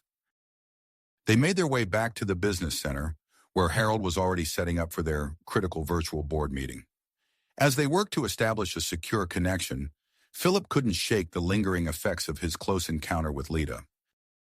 The board meeting began, with Philip struggling to focus on the serious concerns being raised by Terran Innovations' leadership. Questions about their involvement in the Novarium conspiracy and the potential damage to the company's reputation came rapid fire. As Philip mustered his persuasive skills to address the board's concerns, a commotion outside the room caught their attention. Dr. Zarek burst in, his usually calm demeanor replaced by almost unchecked excitement. "Mr. Chen, Ms. Narim, Mr. Donovan," he said breathlessly. "I've made a discovery that could change everything. There's a network of hidden tunnels beneath the resort, tunnels that might hold the key to the entire Novarium smuggling operation." The implications of this revelation hung heavy in the air as Philip exchanged determined glances with Lita and Harold. They knew what they had to do next, despite the risks involved. As they prepared to embark on their covert investigation of the tunnels, the stage was set for a confrontation that would shake the foundations of the interstellar community and test the limits of their persistence. Loyalty and dedication. The board meeting abruptly ended as Philip, Lita, and Harold prepared to follow Dr. Zarek into the hidden tunnels beneath the resort. The group moved swiftly through dimly lit corridors, their footsteps echoing off the metal walls. Dr. Zarek led the way, his bioluminescent skin casting an eerie glow as they descended deeper into the facility. The air grew thick with the scent of ozone and an unfamiliar metallic tang. As they emerged into a vast underground chamber, the team froze in collective awe. Before them stretched a sprawling complex filled with rows of sophisticated equipment, storage containers, and alien technology. The space hummed with barely suppressed energy, the air crackling with power. "This is incredible," Harold whispered, his eyes wide as he took in the scene. Philip's mind raced as he assessed the scale of the operation. This isn't just smuggling. It's a full-scale Novarium processing facility. Lita's skin rippled with patterns of concern and excitement. "I'm detecting various energy signatures. There are multiple species at work here." They moved cautiously through the complex, ducking behind equipment to avoid detection. Alien workers of different species bustled about, each focused on their tasks. Some operated complex machinery, while others carefully handled glowing Novarium crystals. As they progressed deeper into the facility, Lita suddenly tensed. "There's a powerful energy source ahead. It's unlike anything I've sensed before." Philip nodded, his expression grim. "Let's check it out. Stay alert." They crept forward, the energy growing more intense with each step. Rounding a corner, they came face to face with Dr. Alara. The Xyloxian xenobiologist stood before a massive Novarium sample, various instruments and probes connected to the pulsating crystal. Dr. Alara whirled around, her compound eyes widening in surprise. "You shouldn't be here," she hissed. "Dr. Alara, what's going on?" Philip demanded, his voice low but firm. The Xyloxian's antennae twitched nervously. I had no choice. They threatened my research, my family. I was coerced into helping with their experiments." Before anyone could respond, the air filled with the sound of heavy footsteps and metallic clicks. General Kraz burst into the chamber, flanked by a squad of heavily armed Thoraxian soldiers. The general's mandibles clacked menacingly as he leveled his gaze at the Terran Innovations team. "So the true masterminds reveal themselves," General Kraz growled. "Your acquisition of Novarium rights was merely a cover for your smuggling operation."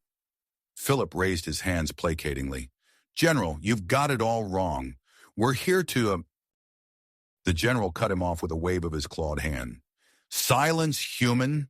You'll answer for your crimes against the galactic community." Lita and Harold quickly took cover behind nearby equipment as the Thoraxian soldiers advanced. Philip stood his ground, desperately trying to reason with the enraged general. Suddenly, Officer Krovac burst into the chamber with a team of resort security personnel. "Stand down, General. This is our jurisdiction." The two groups faced off, weapons drawn. The tension in the air was palpable as General Kraz and Officer Krovac argued over jurisdiction and procedure. Lita seized the moment of distraction. Her eyes glazed over as she reached out with her Krenim abilities, interfacing with a nearby control panel. Her fingers danced across the alien interface, triggering a localized power surge. Alarms blared as the facility's security systems went haywire. Lights flickered and containment fields fluctuated wildly. In the ensuing chaos, Philip shouted to his team, "Now's our chance! Run!" They sprinted towards the far end of the complex, dodging confused workers and malfunctioning equipment. Harold, always quick to spot an opportunity, veered towards a data terminal.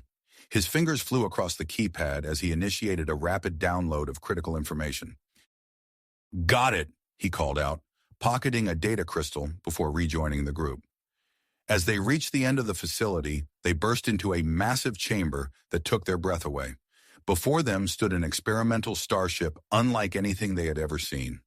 Its sleek lines and pulsating energy core spoke of advanced technology far beyond current galactic standards.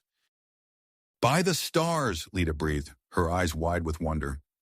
Dr. Zarok materialized from the shadows, startling the group. "I see you found the heart of the operation," he said, his tone grave.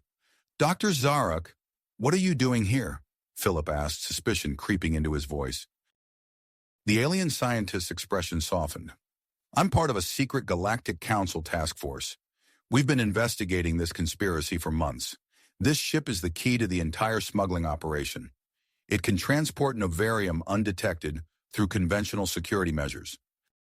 Alarms continued to blare as the sounds of approaching security forces grew louder. Dr. Zarok's voice took on an urgent tone. "We need to take control of this ship. It can't be allowed to fall into the wrong hands." Philip looked at Lita and Harold, seeing the drive in their eyes. He made a split-second decision. "Let's do it!"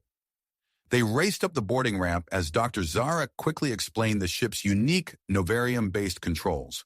"It responds to a combination of physical interaction and mental command," he said as they entered the cockpit.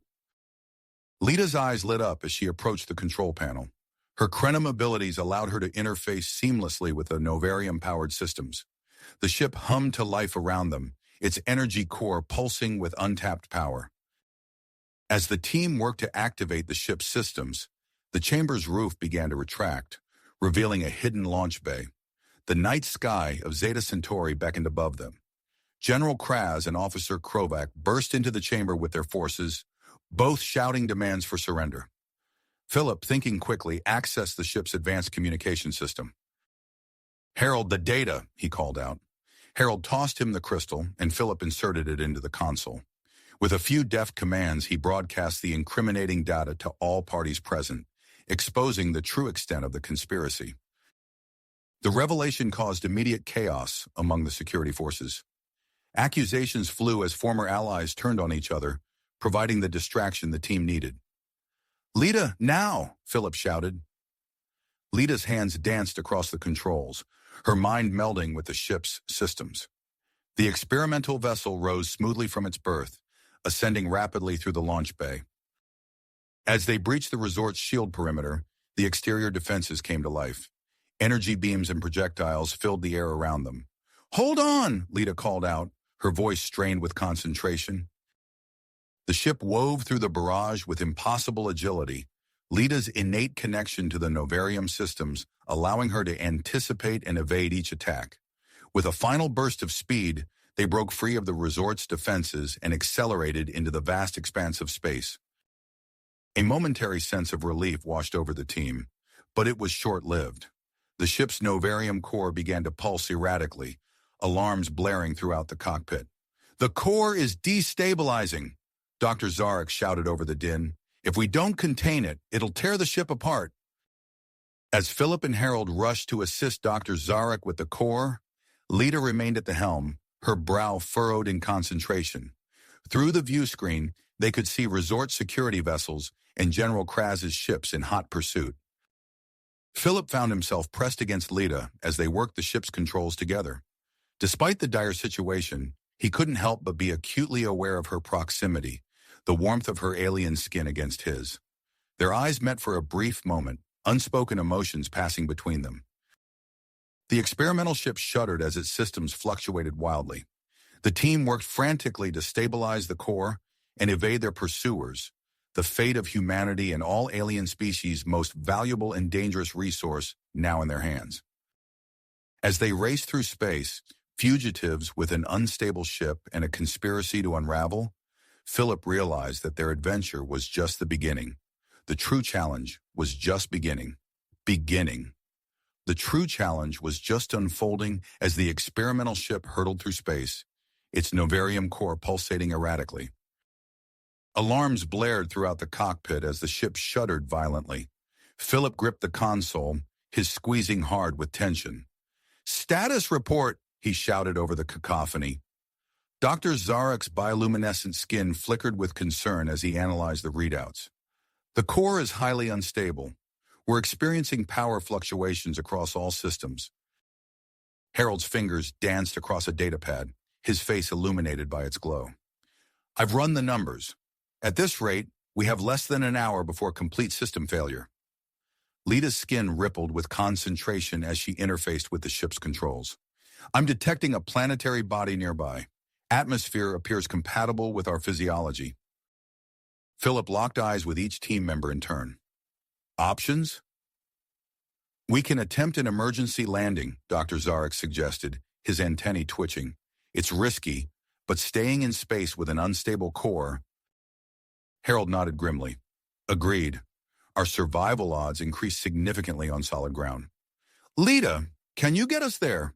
Philip asked, his voice steady despite the chaos around them. Her eyes glowed with persistence. "I'll need your help.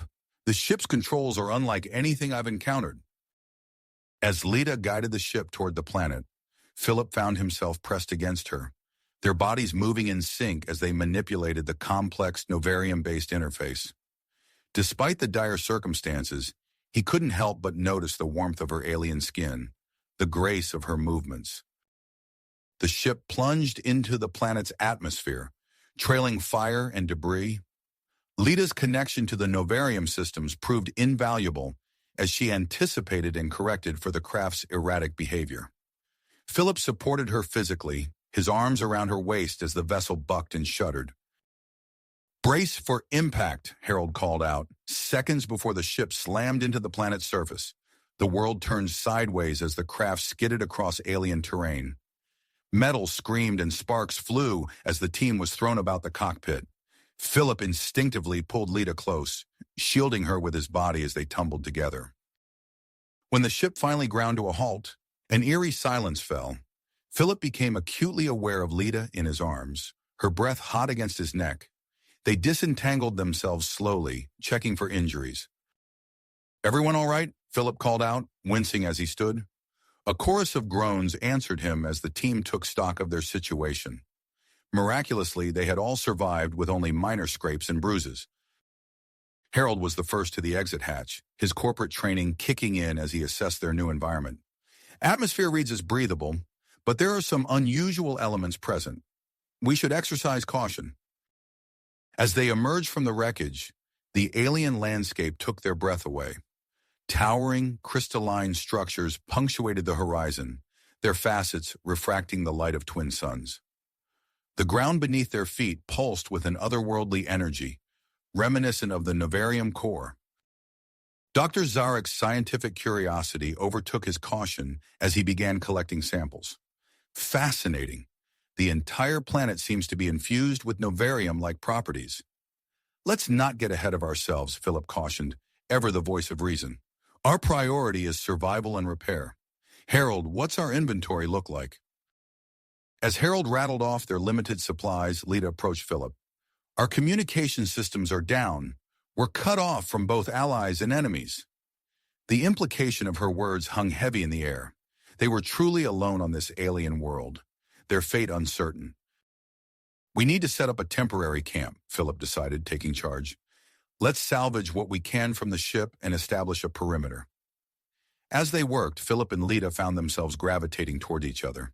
Their hands brushed as they passed supplies, their eyes meeting in moments of shared understanding. The alien environment seemed to heighten every sensation, every interaction. As the twin suns began to set, casting long shadows across the crystalline landscape, Dr. Zarek approached the group with a concerned expression. I've completed some preliminary analysis of the atmosphere. While it's breathable, prolonged exposure may have unforeseen effects on our physiology. Harold frowned, ever the pragmatist. What kind of effects are we talking about?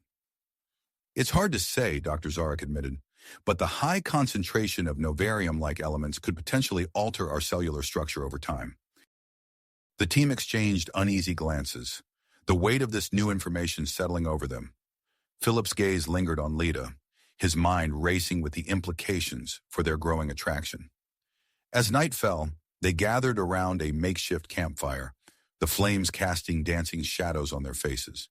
The conversation turned to their next steps, how to repair the ship, manage their dwindling resources, and decide their path forward. We still have the data on the novarium conspiracy, Harold pointed out. If we can find a way to transmit it, we might be able to clear our names. Before anyone could respond, a bone-chilling roar echoed across the landscape. The team froze, eyes wide as they scanned the darkness beyond their small circle of light. "Inside now," Philip hissed, quickly dousing the fire. They retreated to the relative safety of the crashed ship, huddling together in the cramped interior. In the darkness, Philip found himself pressed against Lita once more, their bodies fitting together as if designed for each other. As they settled in for an uneasy night, taking turns to keep watch, strange bioluminescent patterns began to appear on the planet's surface. The lights moved with an eerie intelligence, raising new questions about their alien surroundings. Philip gazed out at the glowing landscape, Lita's warmth against his side a comforting presence in the face of the unknown. As the alien world pulsed with mysterious energy around them, he knew that their adventure and the growing connection between them was just getting started. The alien world pulsed with mysterious energy around them, holding both promise and peril. As the first rays of dawn pierced the crystalline landscape, Philip stirred from his restless slumber. The cramped interior of the crashed ship had provided little comfort, but it had kept them safe through the night. He carefully extricated himself from the tangle of limbs, acutely aware of Lita's warmth as he moved past her. "Time to move," he announced softly, rousing the others. They emerged cautiously, blinking in the soft pink light cast by the twin suns. The alien terrain stretched before them, a sea of undulating purple vegetation punctuated by towering crystal formations. The air hummed with an otherworldly energy, setting their nerves on edge. "We need to assess our situation," Philip said, his voice low. "Dr. Zarek, what can you tell us about this atmosphere?" The scientist's antennae twitched as he consulted a handheld device. "Oxygen levels are sufficient, but there are high concentrations of unknown elements. We should limit our exposure until we understand the long-term effects." Harold nodded grimly. "Agreed. We need to prioritize. Food, water, shelter, in that order. And don't forget about repairing the ship," Lita added, her skin rippling with concern. Philip surveyed the team. "We'll cover more ground if we split up. Lita, you're with me. We'll scout for resources and potential shelter. Harold, Dr. Zarek, see what you can salvage from the ship." As they prepared to depart, Philip couldn't help but notice the way Lita's eyes lingered on him. The unspoken tension between them seemed to crackle in the alien air. Philip and Lita set off towards a nearby ridge, their bodies brushing against each other as they navigated the unfamiliar terrain. The vegetation beneath their feet was spongy and resilient, releasing a faint, spicy scent with each step. As they climbed, Philip's breath caught in his throat. Before them stretched a series of cave-like formations, their mouths yawning wide in the cliff face. "This could be perfect," he murmured, leading the way inside. The interior was cool and dry, a welcome respite from the alien sun. As their eyes adjusted to the dim light, they gasped in unison. The walls were alive with bioluminescent fungi, casting a soft, ethereal glow throughout the cavern. "Remarkable," Lita breathed, her fingers tracing the glowing patterns. "This could provide light, maybe even sustenance." Philip nodded, acutely aware of her proximity in the enclosed space. "Let's explore further." They ventured deeper into the cave system, their footsteps echoing off the crystalline walls. The air grew thick with an electric charge, raising the hair on Philip's arms. Suddenly, the passage opened into a vast underground chamber. At its center lay a lake of shimmering, opalescent liquid. The surface rippled with an inner light, casting dancing patterns across the cavern walls. Philip approached cautiously, Lita close behind. "What do you make of this?" he asked, crouching at the water's edge. Lita's eyes glowed with intensity as she reached out, her fingertips barely grazing the surface. A shiver ran through her body. "It's, alive somehow. I can sense traces of novarium." Philip's eyes widened. "A natural source? That could change everything." Their eyes met, excitement and possibility hanging between them. Without thinking, Philip leaned in, drawn by an irresistible force. Lita's breath hitched, her lips parting slightly. A bone-chilling roar shattered the moment. They scrambled to their feet, hearts pounding. "We need to go," Philip hissed, grabbing Lita's hand. They raced back through the tunnels, bursting into the alien daylight. Behind them, a massive creature emerged from the cave mouth. It was a nightmarish fusion of bear and mantis, its chitinous hide gleaming in the pink sunlight. The beast charged, its mandibles clicking ominously. Philip's instincts took over. He shoved Lita to the side, crying out as a razor-sharp claw grazed his arm. They tumbled down the slope, a tangle of limbs and alien vegetation. They came to rest in a dense thicket, bodies pressed together intimately. Philip's heart raced, though whether from fear or their proximity, he couldn't say. Lita's alien skin was cool against his, her breath hot on his neck. They lay still, hardly daring to breathe as the creature's heavy footfalls passed nearby. After what felt like an eternity, the sounds faded into the distance. "Are you all right?" Philip whispered, his lips brushing Lita's ear. She nodded, her body trembling slightly against his. "You're bleeding," she murmured, gently touching the wound on his arm. The pain barely registered as Philip lost himself in her eyes. Time seemed to stretch, the alien world fading away until only they existed. A distant shout snapped them back to reality, Harold's voice calling their names. Reluctantly, they disentangled themselves and made their way back to the crash site.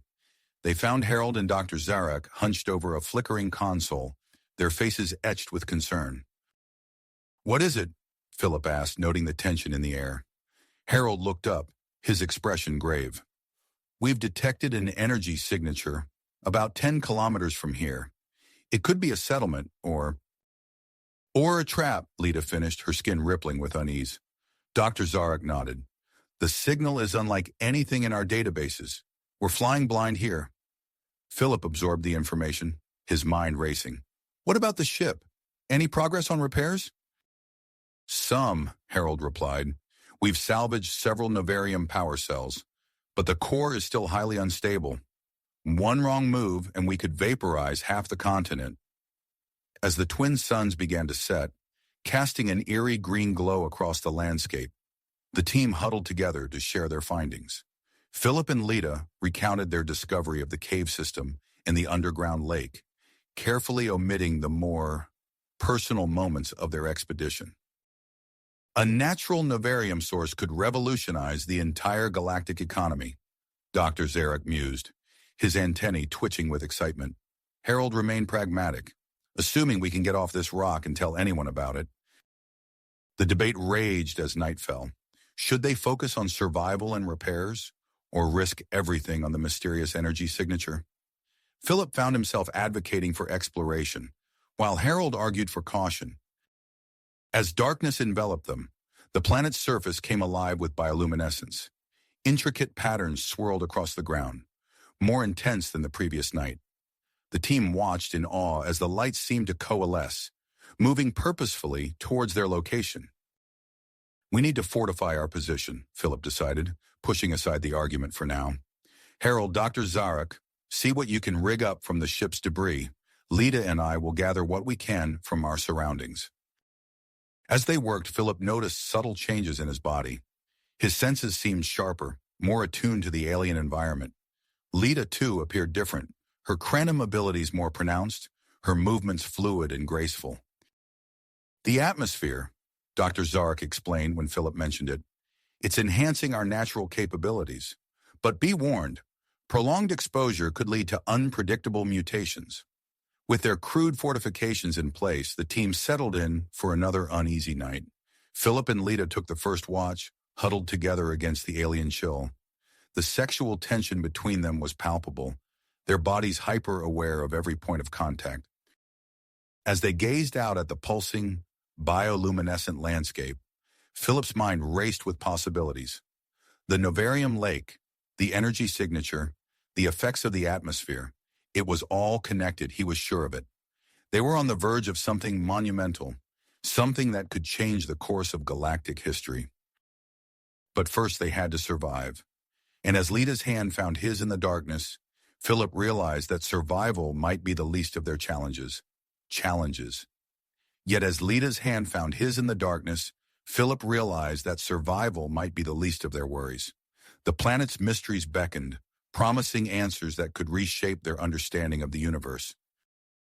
As the first light of dawn painted the alien sky, Philip gently roused the team. "We need to investigate that energy signature," he announced, his voice tight with anticipation. "It could be our ticket off this rock." Harold nodded grudgingly, his pragmatism warring with curiosity. "Agreed, but we move cautiously. We don't know what's out there." They gathered their meager supplies and salvaged equipment, each lost in thought about the challenges ahead. As they prepared to depart, Dr. Zarek's antennae twitched nervously. "Remember, the atmosphere's effects on our physiology are still unknown. We must remain vigilant." The team set out across the alien landscape, their path illuminated by the soft glow of the twin suns. Fields of bioluminescent vegetation stretched before them, pulsing with an inner light that seemed to respond to their presence. With each step, the plants beneath their feet released bursts of ethereal radiance, creating a shimmering trail behind them. As they traveled, the atmospheric changes became more pronounced. Philip found his senses sharpening to an almost painful degree. He could hear the faintest rustle of alien insects, smell the subtle variations in the air's composition. Beside him, Lita moved with an otherworldly grace, her Krenim abilities visibly enhanced. "I can sense something," she murmured, her skin rippling with excitement. "Energy patterns, unlike anything I've encountered before." Harold's eyes darted back and forth, taking in their surroundings with lightning speed. "The data influx is incredible," he muttered. "It's like my brain's processing power has doubled." Dr. Zarok scuttled alongside them, his multiple appendages busy cataloging every new discovery. "Fascinating. The flora here exhibits properties that defy our current understanding of xenobotany." As they crested a hill, a breathtaking sight stopped them in their tracks. A series of massive crystalline formations jutted from the ground, their facets gleaming in the alien sunlight. The structures seemed to hum with energy, sending vibrations through the air that set their teeth on edge. Dr. Zarek's eyes widened as he scanned the formations. Incredible. These appear to be natural novarium concentrators. They could explain the planet's unique properties. Philip approached one of the crystals, drawn by an inexplicable urge to touch its surface. As his fingers brushed the smooth facet, Lita's hand reached out simultaneously. Their skin made contact and a jolt of electricity arced between them. Philip gasped, his heightened senses amplifying the sensation tenfold. Lita's eyes locked with his, her pupils dilating. The air between them seemed to crackle with unspoken desire. Reluctantly, they broke contact, acutely aware of Harold and Dr. Zarek's presence. "We should keep moving," Philip said, his voice husky. The team pressed on, the energy signature growing stronger with each step. Their path led them to the edge of a massive gorge, its depths shrouded in mist. Spanning the chasm was a network of thick, bioluminescent vines, pulsing with an inner light. "These appear sturdy enough to support our weight," Dr. Zarek observed, prodding one of the vines with a tentacle. With no other obvious route, they began their precarious crossing. Philip took the lead, followed closely by Lita. Harold and Dr. Zarek brought up the rear, their progress slower due to the scientist's unique physiology. Halfway across, disaster struck. The vines beneath their feet suddenly came to life, retracting towards the cliff face with alarming speed. Philip lost his footing, nearly plummeting into the abyss below. "Hold on," Lita cried, her body intertwining with his as they struggled to maintain their grip. The intimate contact sent waves of sensation through Philip's heightened nervous system, threatening to overwhelm him. With a Herculean effort, they managed to scramble onto a ledge, pulling Harold and Dr. Zarek to safety behind them. Panting heavily, they collapsed in a tangle of limbs, hearts racing from the near-death experience. As they caught their breath, Philip became acutely aware of Lita's body pressed against his. Her alien skin was cool to the touch, yet he felt as if he were burning up from the inside. Their eyes met, and for a moment, the rest of the world faded away. The spell was broken by Harold's voice. "Look," he exclaimed, pointing to the horizon.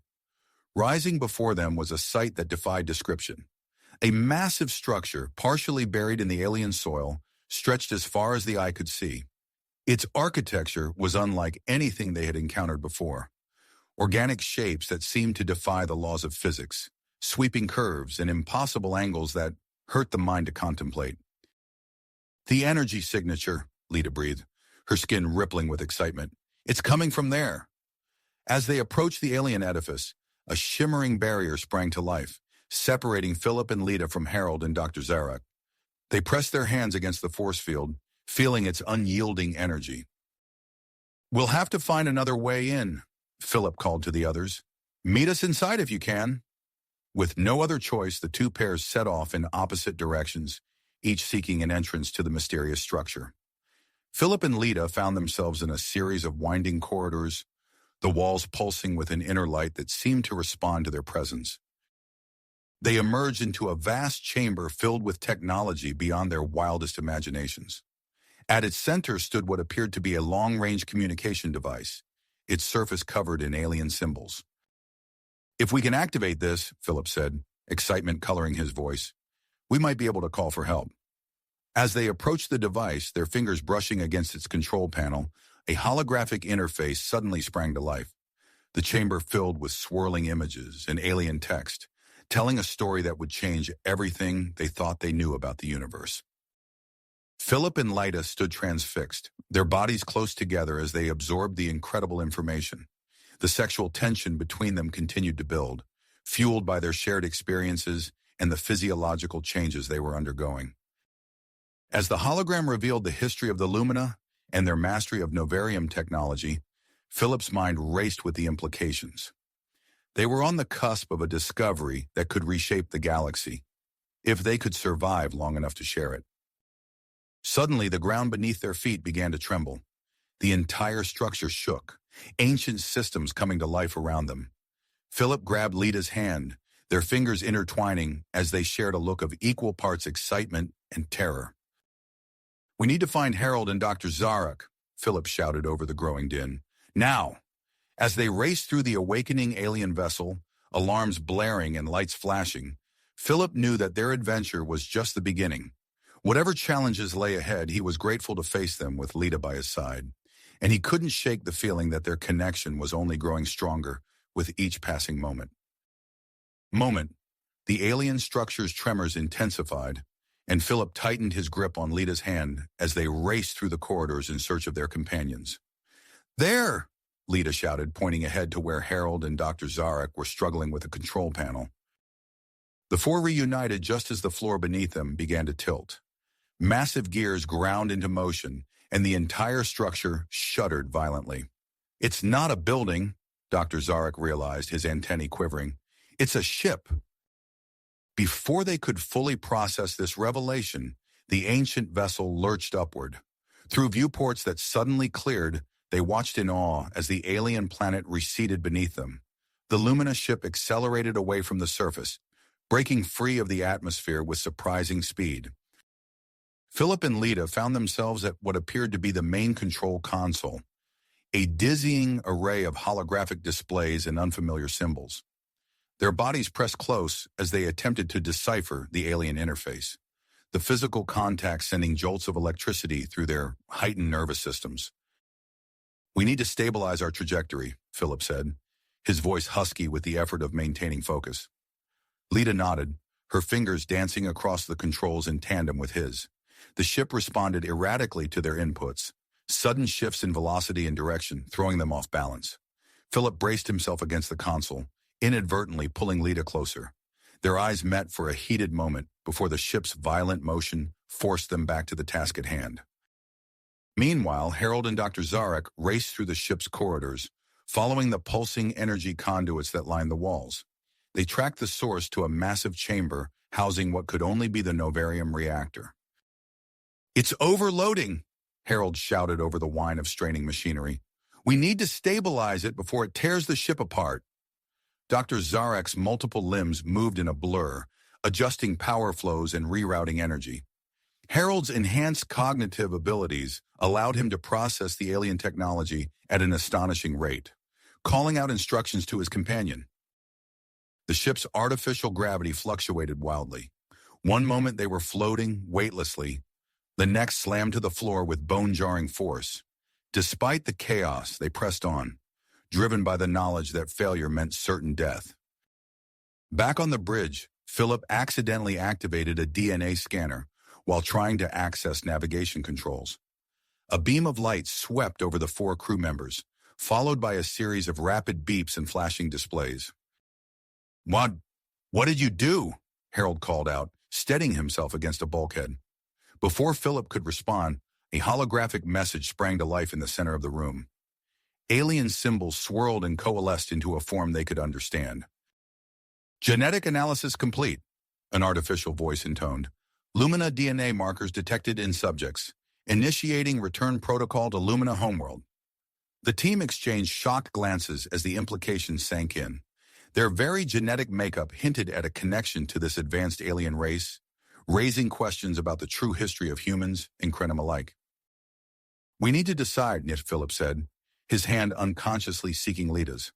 "Do we try to override the ship's programming, or see where this takes us?" As they debated their options, Dr. Zarek's antennae suddenly twitched with excitement. "Everyone, come quickly! I found something extraordinary!" They followed the scientists to a hidden chamber filled with sleek, cylindrical pods. Most stood empty, but one glowed with a soft, pulsing light. Through its translucent surface, they could make out the form of a humanoid figure. "Illumina," Lita breathed, her skin rippling with a mix of excitement and apprehension. In stasis, the debate that followed was heated. The potential knowledge they could gain from a living Lumina was immense, but so were the risks of reviving an unknown alien entity. Their discussion was cut short by a shrill alarm. The ship's sensors had detected multiple vessels rapidly approaching their position. "It's the resort security," Harold confirmed, scanning the readings. "And General Kraz's fleet. They must have tracked our launch." Philip and Lita sprang into action, their bodies moving in perfect synchronization as they worked to activate the Lumina ship's defenses. Their fingers intertwined as they manipulated holographic controls, the intimacy of the moment not lost on either of them. Harold watched their growing closeness with visible concern, but there was no time to address it. The pursuing ships were closing fast. Suddenly, the Lumina vessel's automated defense systems roared to life. Energy shields sprang up around the ship, and weapon ports opened along its sleek hull. The team watched in awe as the ancient alien technology easily outmaneuvered their pursuers, disabling their ships with pinpoint accuracy. With the immediate threat neutralized, they returned their focus to understanding and controlling their new vessel. Dr. Zarek discovered a chamber filled with data crystals, each containing vast amounts of information on novarum technology and its applications. As Philip and Lita explored the ship's systems, they stumbled upon a virtual reality interface. In an attempt to learn the controls more quickly, they connected to the system. The resulting sensory experience was overwhelming, heightening their awareness of each other to an almost unbearable degree. Meanwhile, Harold and Dr. Zarek made progress stabilizing the novarum reactor, uncovering new insights into the mineral's properties. Their discoveries hinted at revolutionary applications, but also raised concerns about the long-term effects of exposure on living organisms. As the Lumina ship approached the coordinates of the ancient homeworld, the team gathered to discuss their next steps. The sexual tension between Philip and Lita was palpable, adding an unspoken layer of complexity to their decision-making. Just as they began to weigh their options, the ship's sensors blared another warning. A massive spatial anomaly had been detected at the very coordinates of their destination. Philip leaned forward, his eyes wide as he took in the readings. What in the name of the galaxies is that? The view screen filled with a swirling vortex of energy, unlike anything they had ever encountered. As they watched, transfixed, the luminous ship began to accelerate towards the anomaly, drawn in by an irresistible force. "Brace for impact," Philip shouted, pulling Lita close as the ship plunged into the unknown, swirling vortex of energy. The ship's systems went haywire, alarms blaring as the vessel lurched violently. Philip stumbled, his arm instinctively wrapping around Lita's waist to steady her. Their bodies pressed together, a jolt of electricity passing between them, despite the chaos surrounding them. "Hold on," Philip shouted, gripping the control panel with his free hand. The luminous ship plunged into the anomaly, its structure groaning under the immense forces. Brilliant flashes of light flooded the bridge, forcing them to shield their eyes. The novarum reactor screamed in protest, its energy output spiking to dangerous levels. "Harold, Dr. Zarek," Lita called out through the ship's communication system. "The reactor's going critical." Without hesitation, Harold and Dr. Zarek sprinted towards the engine room. The ship's interior had become a twisted labyrinth, corridors stretching and contracting as if alive. They navigated the ever-changing maze, their enhanced senses guiding them through the pandemonium. In the reactor chamber, holographic warnings flashed urgently. Harold's fingers flew across the alien controls, his augmented mind processing the complex systems at lightning speed. Dr. Zarek's multiple limbs worked in perfect synchronization, rerouting power and stabilizing energy flows. "We need to divert the excess energy," Harold shouted over the deafening hum of the reactor. Dr. Zarek nodded, his antennae twitching as he calculated the optimal solution. "If we can channel it through the ship's structural integrity field, we might be able to withstand the anomaly's effects." Back on the bridge, Philip and Lita fought to regain control of the vessel. The ship's systems resisted their commands, reacting unpredictably to the spatial distortions surrounding them. As they worked, Philip noticed a faint glow emanating from Lita's skin, mirroring the luminescence he felt building within himself. "Lita, look," he exclaimed, gesturing to a previously hidden panel that had slid open during the chaos. They approached the newly revealed chamber, discovering an advanced Lumina interface unlike anything they had seen before. As they examined the alien technology, the ship's DNA scanner activated once more. A beam of light washed over them, this time penetrating deeper than before. Philip gasped as he felt the ship's systems integrating with his very being.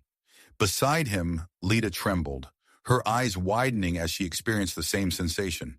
Their newfound connection to the vessel allowed them to exert a measure of control, but it came at a cost. The physiological changes they had been undergoing accelerated rapidly.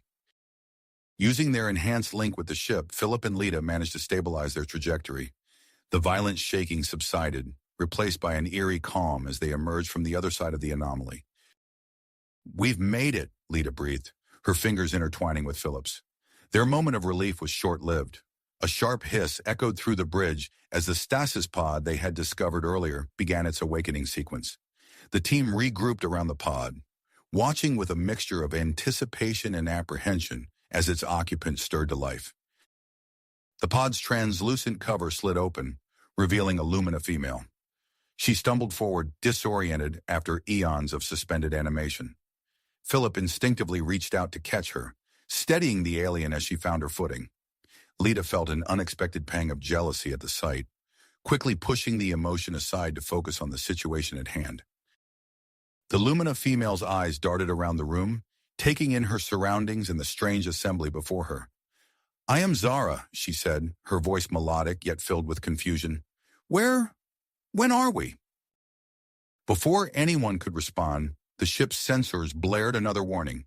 Multiple vessels were rapidly approaching their position, the view screen filled with images of ships that bore a striking resemblance to their own, yet showed signs of significant modification and wear. "Impossible," Zara whispered, moving closer to the display. "These are Lumina ships, but they've been altered." The approaching vessels surrounded them, ensnaring the Lumina ship in a web of tractor beams. With no way to break free, they found themselves being guided towards a massive space station that loomed in the distance. As they drew closer, they could see that the station was a hodgepodge of Lumina technology and salvaged parts from countless other alien craft. "It appears we've stumbled upon a lost colony," Dr. Zarek observed. His scientific curiosity piqued despite the precarious situation. The Lumina ship docked with the station, its systems interfacing with the alien structure. As the airlock cycled open, they were met by a delegation of beings that were undoubtedly descended from the Lumina, yet showed clear signs of divergent evolution. The leader of the group stepped forward, his eyes wide with awe as he gazed upon Zara. "I am Kron," he said, his voice filled with reverence. "Welcome, ancestors, to our home within the anomaly." As Kron led them toward the station's council chambers, Philip and Lita exchanged a glance. Their skin now shimmered with a subtle bioluminescence, and they found themselves able to communicate without words, sharing thoughts and emotions through a nascent telepathic link. The implications of their transformation deeply affected on their minds as they followed Kron deeper into the heart of the station, unsure of what challenges lay ahead, but acutely aware that their adventure was nowhere near the end. The council chambers fell silent as Kron finished his explanation, the weight of their situation settling heavily upon the assembled group. Before anyone could respond, a shrill alarm pierced the air, its urgent wailing echoing through the station's corridors. Kron's eyes widened in alarm. "The reactor! It's destabilizing!" Without hesitation, Philip stepped forward. "We can help. Lead the way."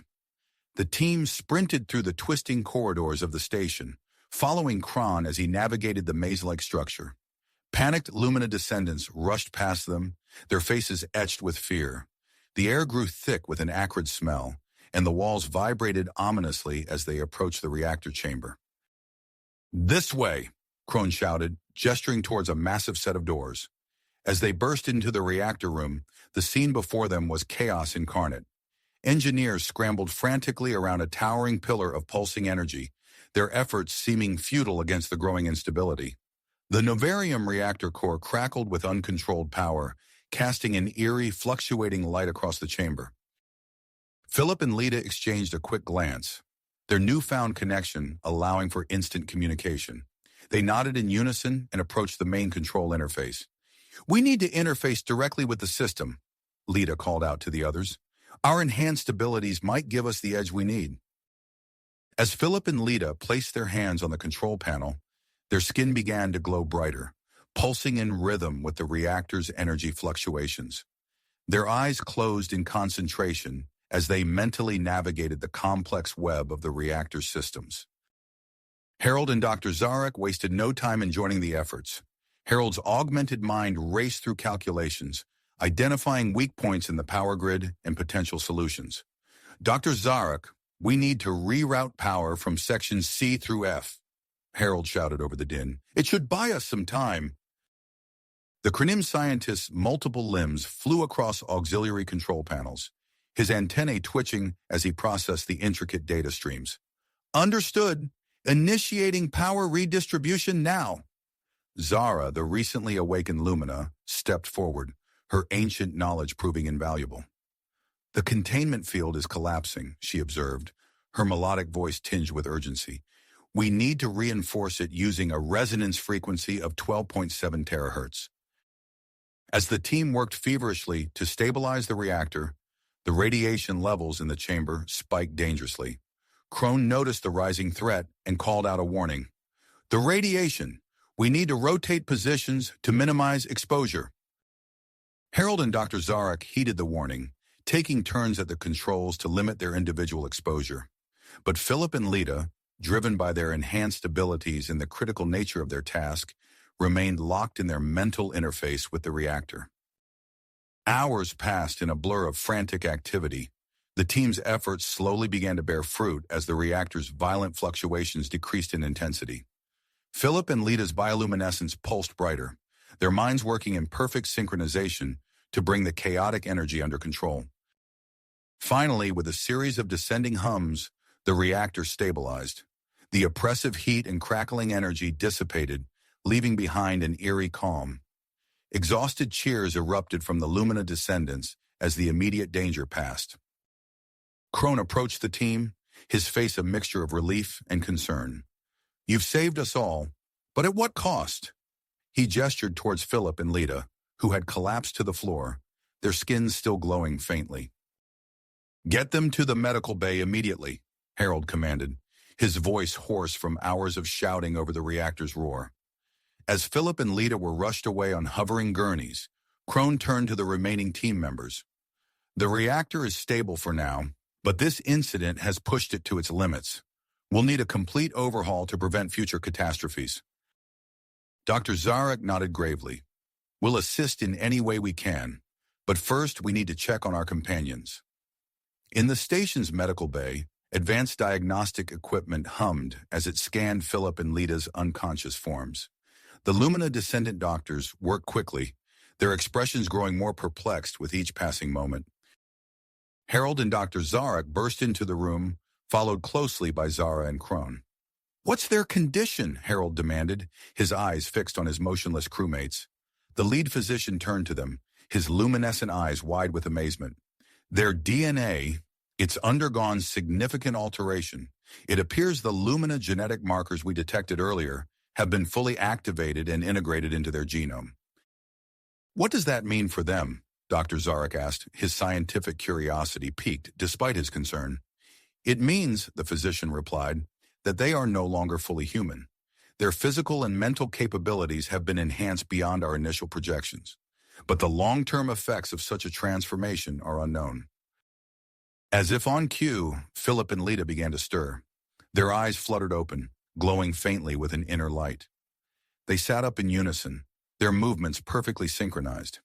"We can hear each other's thoughts," Philip said, his voice filled with wonder. Lita nodded, a smile playing at the corners of her mouth. "And not just that, we can interface with the Lumina technology around us. It's like it's a part of us now." The implications of their transformation hung heavy in the air as the team exchanged concerned glances. Their adventure had taken an unexpected turn, altering Philip and Lita in ways they could never have anticipated. As they grappled with this new reality, alarms once again blared throughout the station, signaling a new threat on the horizon. Horizon. The team exchanged worried glances, their brief moment of respite shattered by the urgent wailing. "What now?" Harold muttered, his exhaustion evident in the slump of his shoulders. Crone's eyes darted to a nearby display, his expression tightening. "Intruders. Multiple ships have breached our outer defenses." Philip and Lita sat up, their luminous eyes focusing with unnerving intensity. "We can help," they said in unison, their voices carrying an otherworldly resonance. As they made their way to the luminous ship, Philip and Lita's movements became more fluid, almost graceful. Their skin pulsed with a soft, rhythmic glow that seemed to intensify as they approached the vessel. Without a word, they took their positions at the main control console, their hands hovering just above the interface. The moment their fingertips made contact, the ship's systems surged to life.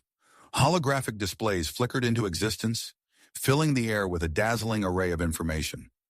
Philip and Lita's eyes darted from screen to screen, processing data at an inhuman speed. "The intruders are resort security forces," Philip announced, his voice oddly calm despite the urgency of the situation. Lita nodded, her fingers dancing across the controls. "They're closing in fast. We need to move." Harold and Dr. Zarek hurried to their stations, the Krenim scientist's multiple limbs a blur of motion as he monitored the novarum reactor's output. Zara and Crone stood back, watching in awe as the human Lumina hybrids piloted the ship with unprecedented skill. The Lumina vessel glided out of the station's docking bay, its movements smooth and precise. As they cleared the structure, the vastness of the spatial anomaly stretched out before them, a swirling maelstrom of distorted spacetime. "Hang on," Lita warned, her eyes gleaming with an inner light. "This might get rough." The ship plunged into the heart of the anomaly, weaving through gravitational eddies and pockets of warped space. Philip and Lita worked in perfect synchronization, their enhanced abilities allowing them to anticipate and react to the chaotic environment with inhuman precision. Violent tremors shook the vessel as they navigated through a particularly dense cluster of distortions. Philip and Lita pressed closer together, their physical proximity intensifying their mental link. A faint blush colored Lita's cheeks, but her focus remained unbroken. "We're approaching the coordinates of the first novarium beacon," Harold called out, his augmented mind processing the sensor data. "But I'm picking up an odd transmission. It's coming from a nearby planetoid." Dr. Zarak's antennae twitched as he analyzed the signal. "It appears to be a distress call, but the encoding is unlike anything I've seen before." Philip and Lita exchanged a wordless glance, their decision made in an instant. "We're setting down on the planetoid," Philip announced. "If there are others trapped here, they might have information we need." The luminous ship touched down on the barren surface of the planetoid, kicking up swirls of dust in its wake. Philip, Lita, and Dr. Zarak donned protective suits, their movements efficient and practiced.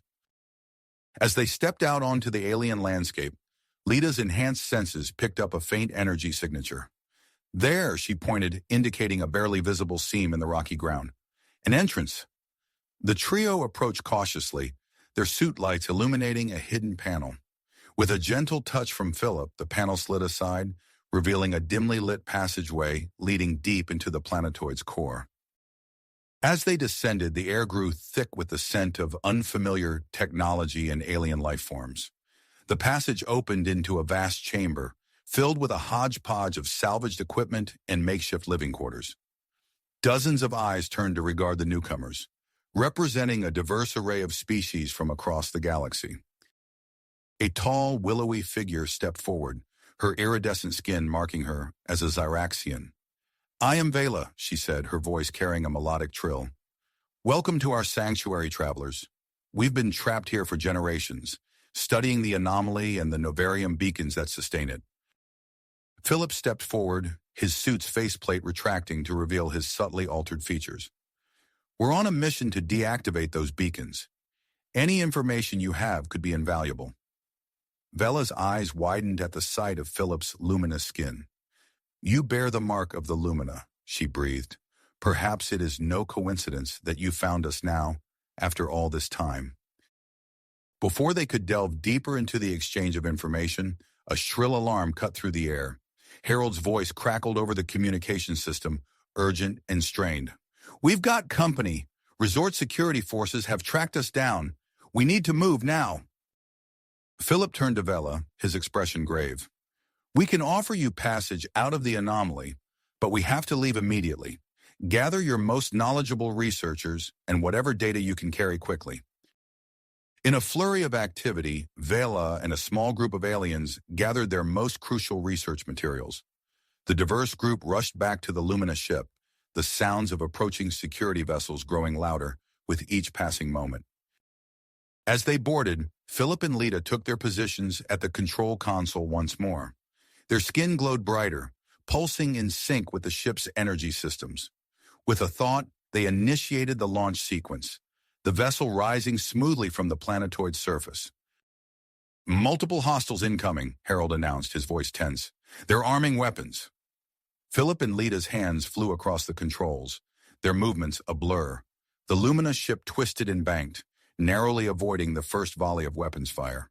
Their mental link allowed them to execute complex maneuvers with breathtaking precision, weaving through the security forces' formation. "The anomaly's energy patterns are shifting," Vela called out, her eyes fixed on a holographic display. "There's a path opening up ahead, but it's unstable." Lita nodded, her concentration unwavering. "We see it. Hang on, everyone."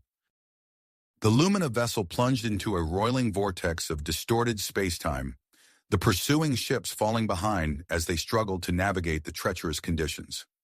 Philip and Lita guided the ship with an almost preternatural skill, their enhanced abilities pushed to the limit. Suddenly, a violent tremor rocked the ship. Alarms blared as multiple systems reported damage. "Hull breach on the lower deck," Dr. Zarak shouted, his limbs a blur of motion across the control panels. Harold sprinted towards the affected area, Dr. Zarak close behind. They reached the breach just as the emergency force fields flickered to life, barely containing the explosive decompression. Working together, they managed to seal off the damaged section, their hearts pounding from the close call. As the ship emerged from the most turbulent area of the anomaly, a new alert caught their attention. "We've reached the coordinates of the first novarum beacon," Philip announced, his voice tinged with both excitement and apprehension. Lita nodded, her fingers hovering over the deactivation sequence. "Here goes nothing," she murmured, initiating the process. The beacon's energy signature fluctuated wildly as the deactivation took hold. A ripple of distorted space-time spread out from the structure, the nearby section of the anomaly beginning to collapse in on itself. As normal space became visible through the dissipating distortions, the team's elation was cut short by a startling sight. Dozens of ships materialized, previously hidden within separate pockets of the anomaly. Resort security vessels and General Kraz's fleet hung motionless, their crews likely as surprised by the sudden change as the Lumina ship's occupants. "We've got a small window before they regroup," Harold said, his augmented mind already calculating their next move. Philip nodded, but his response was cut short by a sudden, searing pain. He and Lita cried out in unison, their bodies racked with spasms as their transformation accelerated.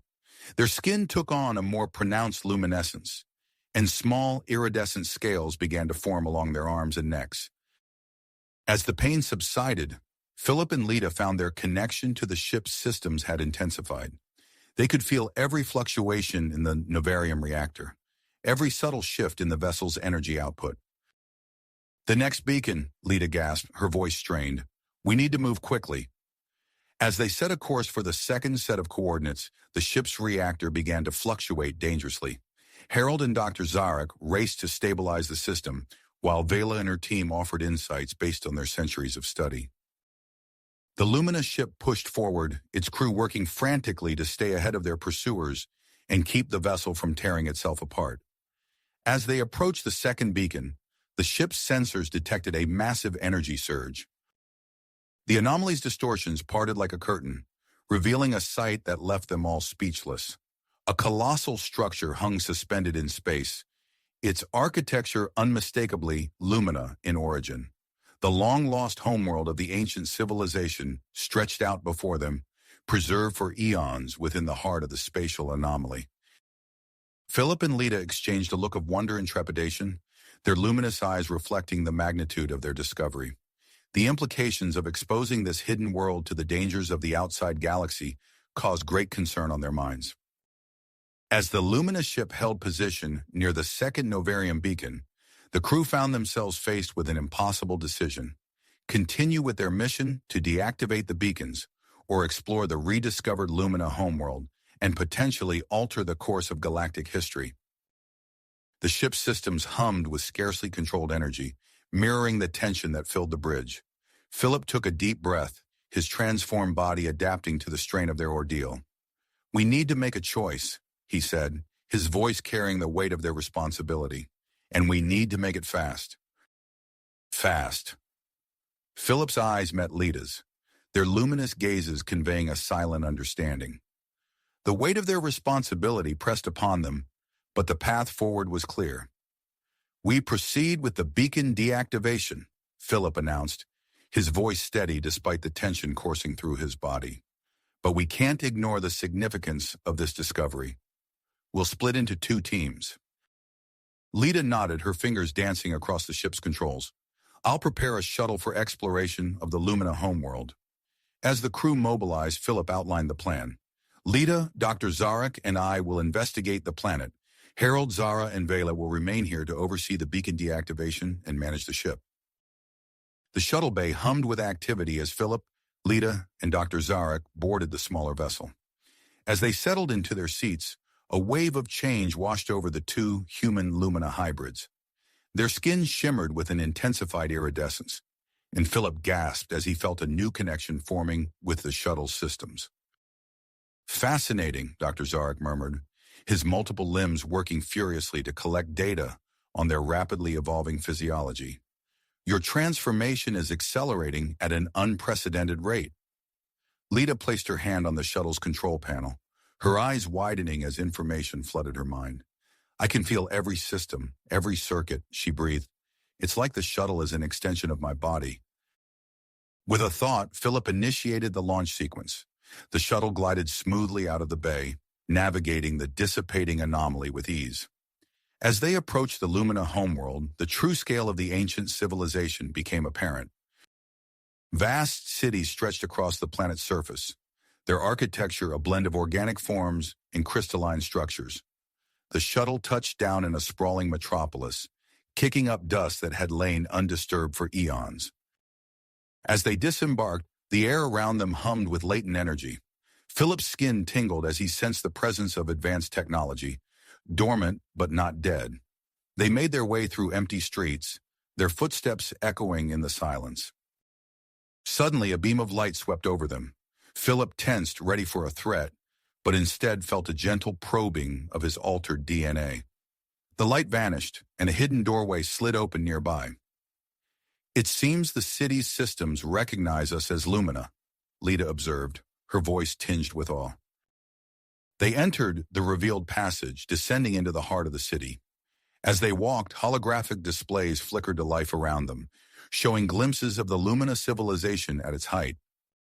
Meanwhile, aboard the Lumina ship, Harold's augmented mind raced as he initiated the deactivation sequence for the second Novarium beacon.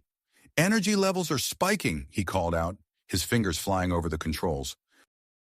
Vela leaned in, her iridescent skin reflecting the pulsing lights of the ship's displays.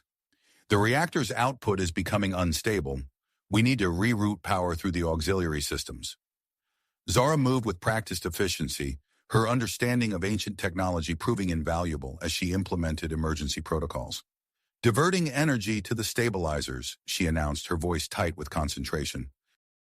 Back on the Lumina homeworld, Philip, Lita, and Dr. Zarek emerged into a vast chamber filled with pulsing crystals and swirling holograms. As they approached the central console, the entire room came to life. "This must be the planet's control center," Dr. Zarek said, his antennae twitching with excitement. Philip and Lita stepped forward, their hands hovering over the shimmering interface. As their fingers made contact, a surge of information flooded their minds. The history of the Lumina unfolded before them, their rise to technological supremacy, their discovery of Novarium, and the catastrophe that led to their disappearance. "They created the anomaly to hide from a greater threat," Lita gasped, her eyes wide with the weight of the revelation. As the planet's systems reactivated, a signal burst forth, broadcasting across the galaxy. The message carried the truth about the Lumina, the dangers of Novarium technology, and a warning about the impending collapse of the anomaly. Aboard the Lumina ship, alarms blared as the reactor approached critical levels. Harold's face was a mask of concentration as he fought to keep the system stable. "The beacon's deactivation is causing a cascade effect," he shouted over the din. "We're losing containment." Vela's hands flew across the controls, implementing fail-safes and emergency procedures. "We need more power to the containment field," she called out, her voice strained. On the planet's surface, Philip and Lita became aware of the approaching ships. Resort security forces in General Kraz's fleet, drawn by the distress signal and the massive energy readings. "We need to protect the planet," Philip said, his voice resolute. He and Lita worked in unison, their enhanced abilities allowing them to interface directly with the planet's defense systems. Energy shields sprang to life around the planet, and non-lethal deterrent measures activated, creating a protective barrier against the incoming forces. Dr. Zarek, exploring a nearby chamber, made a startling discovery. "Stasis pods," he called out, his voice filled with wonder. Thousands of them, all containing Lumina in suspended animation. As he initiated the revival process for a small group of pods, Philip and Lita felt the anomaly's collapse accelerating. The gravitational shock waves threatened to tear apart both the planet and the approaching ships. Working together, their minds and bodies pushed to the limit. Philip and Lita manipulated the planet's energy systems. A stabilizing field began to form, expanding beyond the atmosphere and countering the violent forces of the collapsing anomaly. The first group of Lumina emerged from stasis, their luminous forms radiating an aura of ancient wisdom. Dr. Zara quickly briefed them on the situation, his words tumbling out in a rush of explanation. A Lumina scientist named Zira stepped forward, her eyes quickly assessing the crisis. "We must expand the stabilizing field," she said, her voice carrying the weight of centuries. It's our only chance to contain the collapse. As Sierra and the awakened Lumina joined their efforts with Philip and Lita, the Lumina homeworld became a nexus of frantic activity. The planet's defenses held firm against the approaching hostile forces, while the combined powers of the human Lumina hybrids and the revived ancients fought to contain the collapsing anomaly. The Lumina ship, its reactor on the brink of meltdown, maneuvered desperately to dock with the planet. As the vessel touched down, Harold, Zara, and Vela raced to integrate its systems with the planet's more stable power grid. Philip and Lita stood at the heart of the control center, their bodies glowing with an intensity that matched the swirling energies around them. The fate of multiple civilizations hung in the balance as they worked to stabilize the anomaly, defend against the encroaching forces, and manage the awakening of an ancient people. As the situation reached its most critical point, Philip's enhanced senses detected a new disturbance in the fabric of spacetime. Something was emerging from the depths of the collapsing anomaly, something that promised to change the course of their mission and the future of the galaxy itself. The disturbance in spacetime grew more pronounced, drawing the attention of Philip, Lita, and the awakened Lumina. A swirling vortex of energy coalesced at the heart of the collapsing anomaly, pulsing with an otherworldly light. As they watched, transfixed, Philip and Lita felt a surge of energy course through their bodies. Their skin shimmered with an intensity that outshone even the luminescent structures around them. Iridescent scales now covered their entire forms, and their eyes glowed with an inner light that spoke of profound transformation. Syra stepped forward, her ancient eyes widening in recognition. "The prophecy," she whispered, her voice carrying a weight of centuries. "It speaks of two beings, neither fully human nor Lumina, who would bridge the gap between our peoples." Philip flexed his fingers, marveling at the newfound sensation of energy flowing through his body. "We can feel the planet's systems," he said, his voice tinged with awe. "It's like we're connected to every circuit, every power conduit." Lita nodded, her luminous gaze fixed on the central console. With a mere thought, she accessed the planet's defensive grid, the information flooding her mind with crystal clarity. "The hostile forces are still approaching," she reported, "but I think we can hold them off." As if in response to her words, the planet's energy shields flared to life, repelling the first wave of probing attacks from the resort security forces and General Kraz's fleet. Philip joined his consciousness with Lita's, their combined efforts strengthening the defensive barrier. Dr. Zarek bustled about, his multiple limbs a blur of activity as he monitored the revival process of the Lumina emerging from stasis. "Fascinating," he muttered, his antennae twitching with excitement. "Their physiology is adapting remarkably well to the current conditions." The newly awakened Lumina quickly oriented themselves, their innate connection to their homeworld allowing them to integrate seamlessly into the ongoing efforts. They spread throughout the control center, their luminous forms adding to the ethereal glow of the chamber. A violent tremor shook the facility, causing everyone to stumble. Alarms blared as the singularity at the heart of the collapsing anomaly surged in strength, its gravitational pull threatening to tear the planet apart.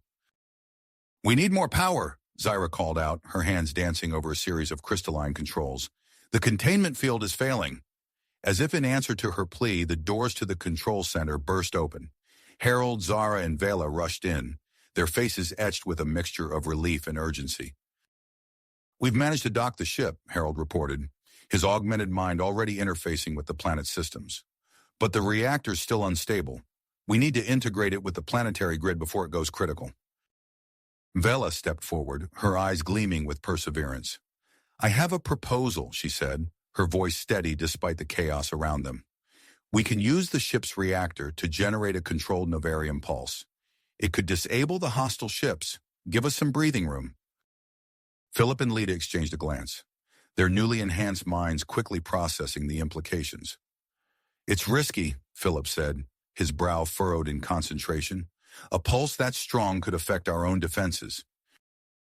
"We don't have much choice," Lita countered, her fingers already moving across the control panel. "The singularity is growing too quickly. We need to buy time." As they debated, the singularity's pull intensified. The very fabric of space-time seemed to warp around them, creating a disorienting effect that left even the Lumina struggling to maintain their balance.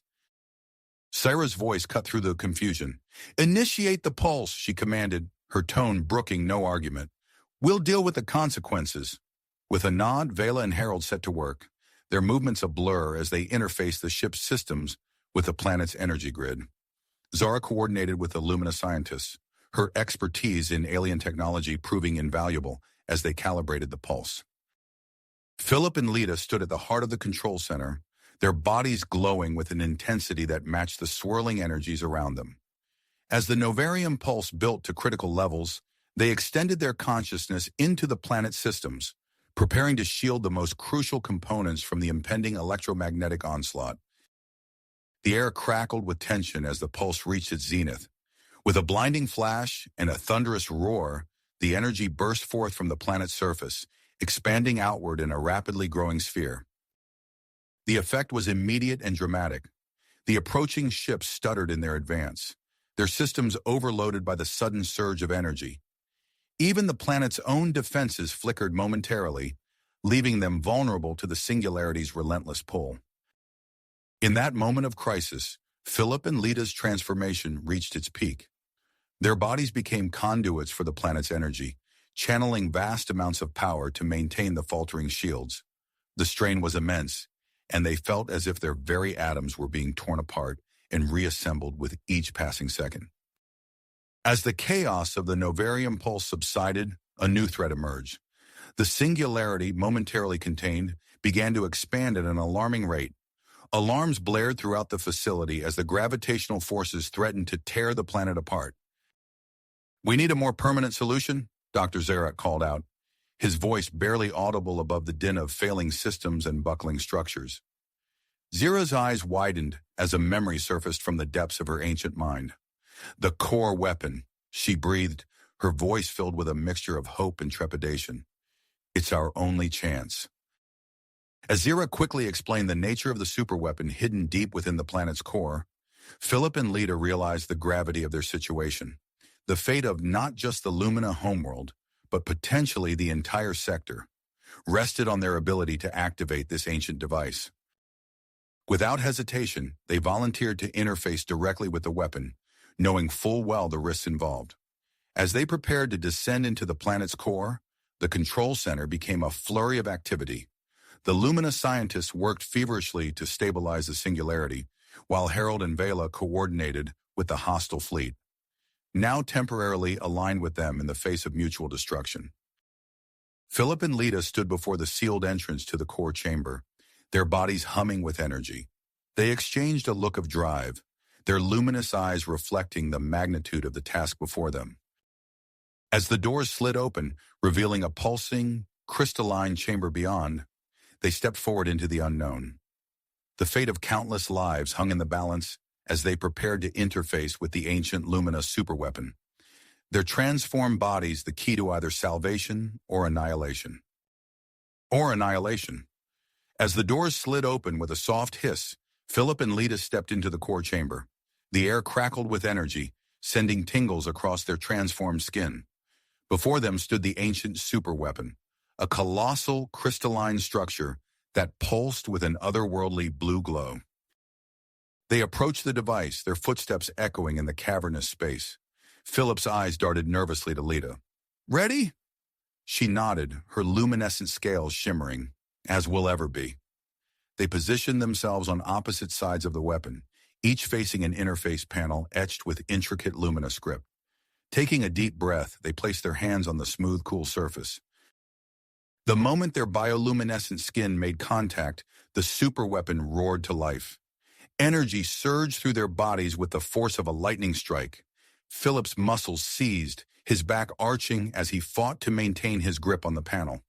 Beside him, Lita's eyes rolled back, her mouth open in a silent scream. The chamber began to shake violently, dust and small debris raining down from the ceiling.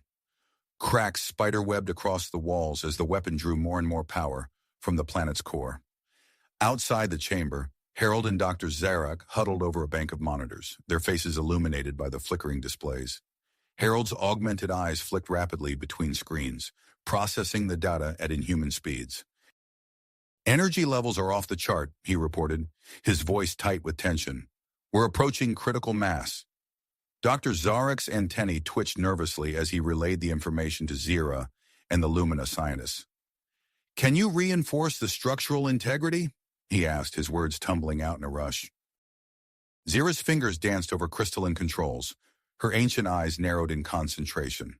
We're diverting all available power to the support systems, she replied, but if those energy readings keep climbing... Her words were cut short as the entire facility rocked with a massive tremor. In orbit, General Kraz's fleet detected the sudden spike in energy emissions. The general himself stood on the bridge of his flagship, his scaled face set in a grim expression as he watched the planet below pulse with an eerie light. All ships, maintain your positions, he barked into the comm system. Be prepared for anything. Back in the core chamber, Philip and Lita's bodies convulsed as they channeled the immense power of the superweapon. Their skin glowed brighter than ever before, the light pulsing in rhythm with the weapon's energy core.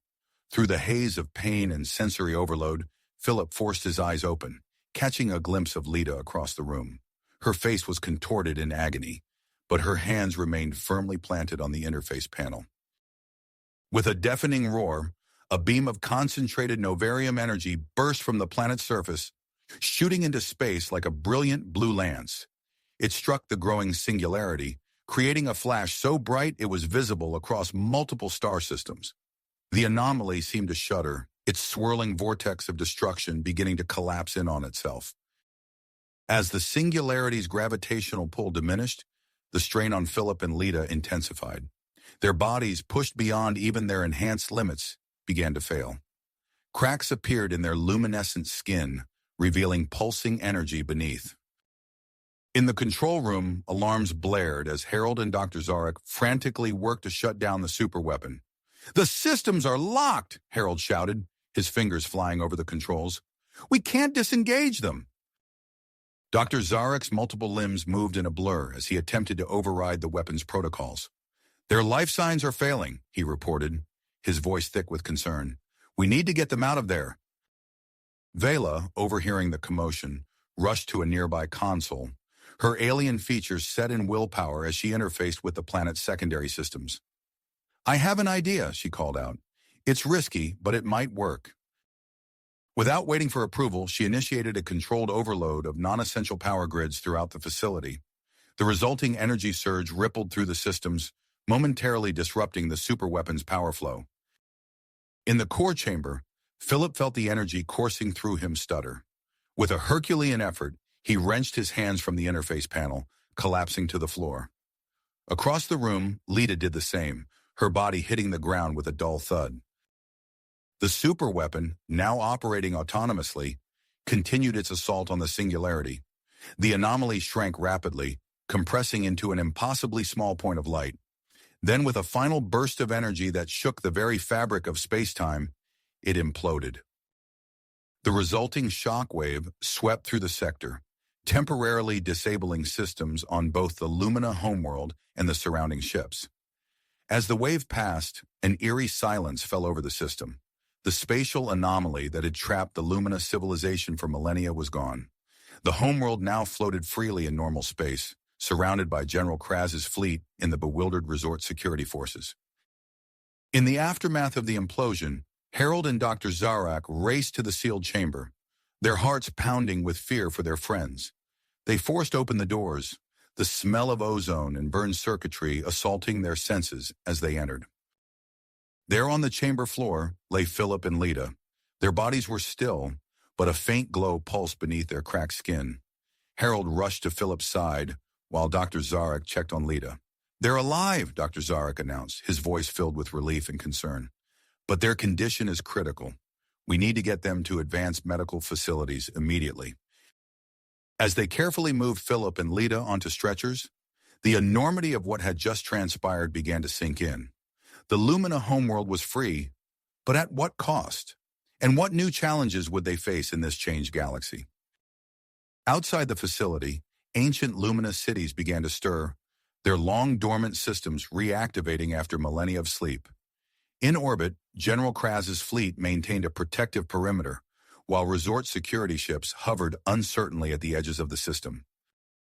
The galaxy held its breath, waiting to see what would emerge from this moment of crisis and transformation. And at the heart of it all, two unconscious figures, their bodies forever changed, held the key to a future no one could have imagined. Predicted. As the dust settled and the immediate crisis passed, attention turned to the two figures who had risked everything to save not just the Lumina homeworld, but potentially the entire sector. Philip and Lita lay motionless on the stretchers, their cracked, luminescent skin pulsing with an eerie glow. Harold and Dr. Zarek, along with a team of Lumina medical specialists, rushed them to an advanced medical facility deep within the heart of the newly awakened Lumina City.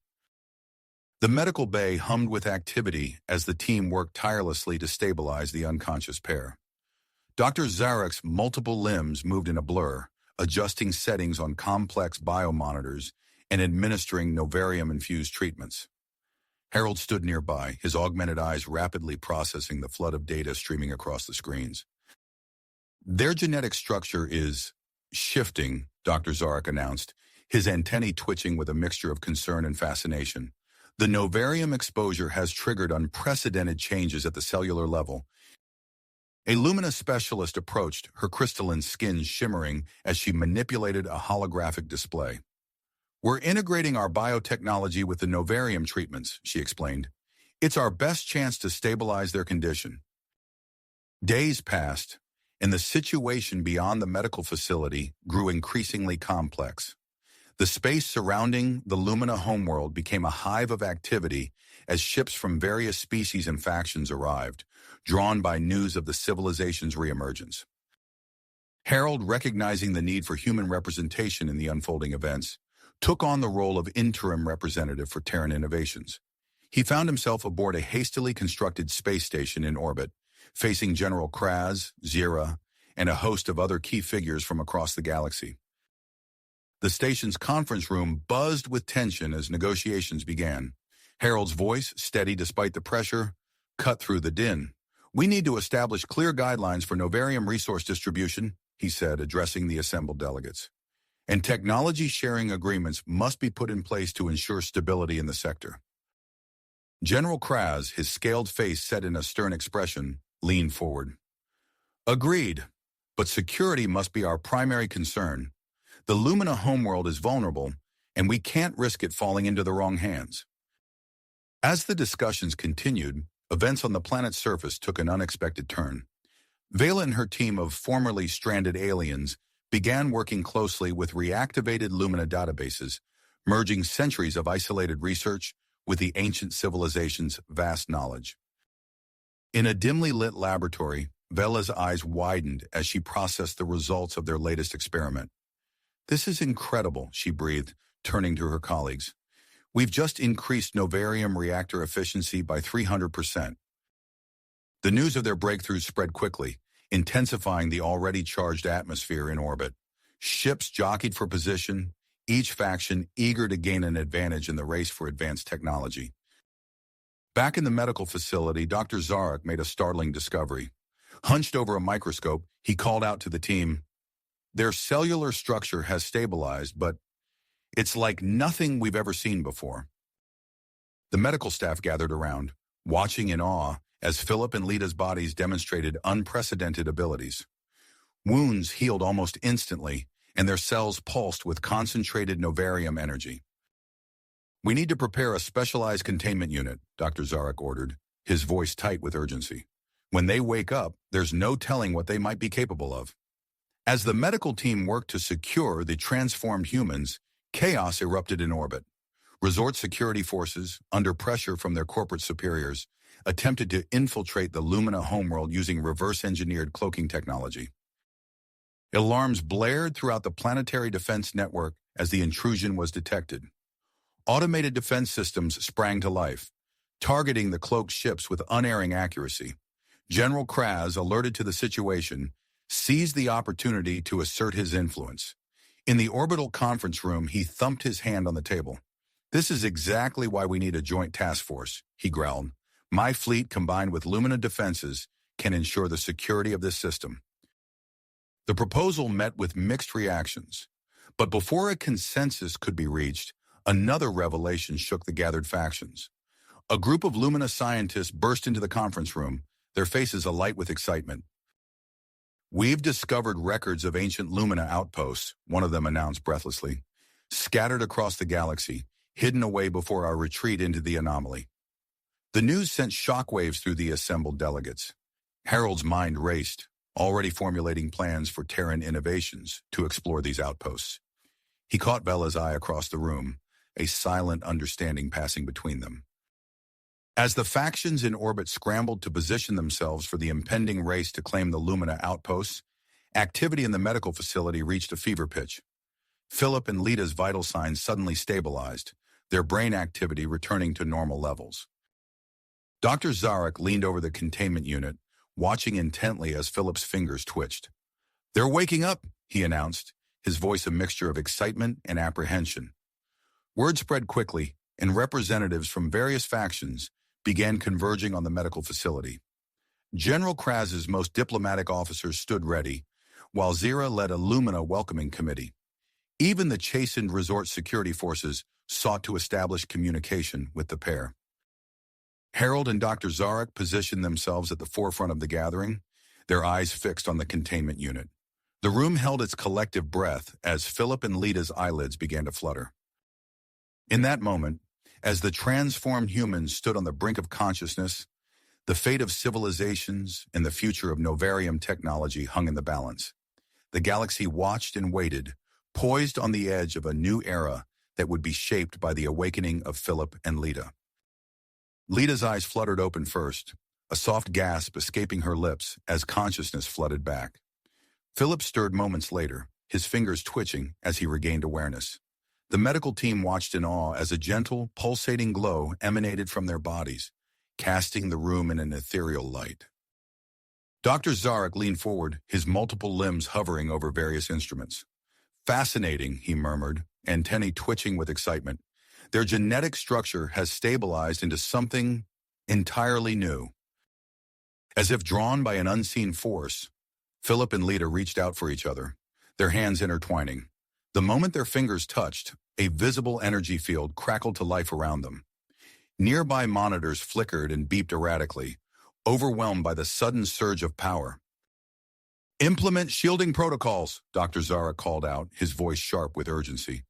The medical team scrambled to activate protective barriers, containing the energy field before it could cause further disruptions. Harold burst into the room, his eyes wide as he took in the scene. "They're awake," he breathed, relief evident in his voice. He approached the containment units, careful to maintain a safe distance from the energy field.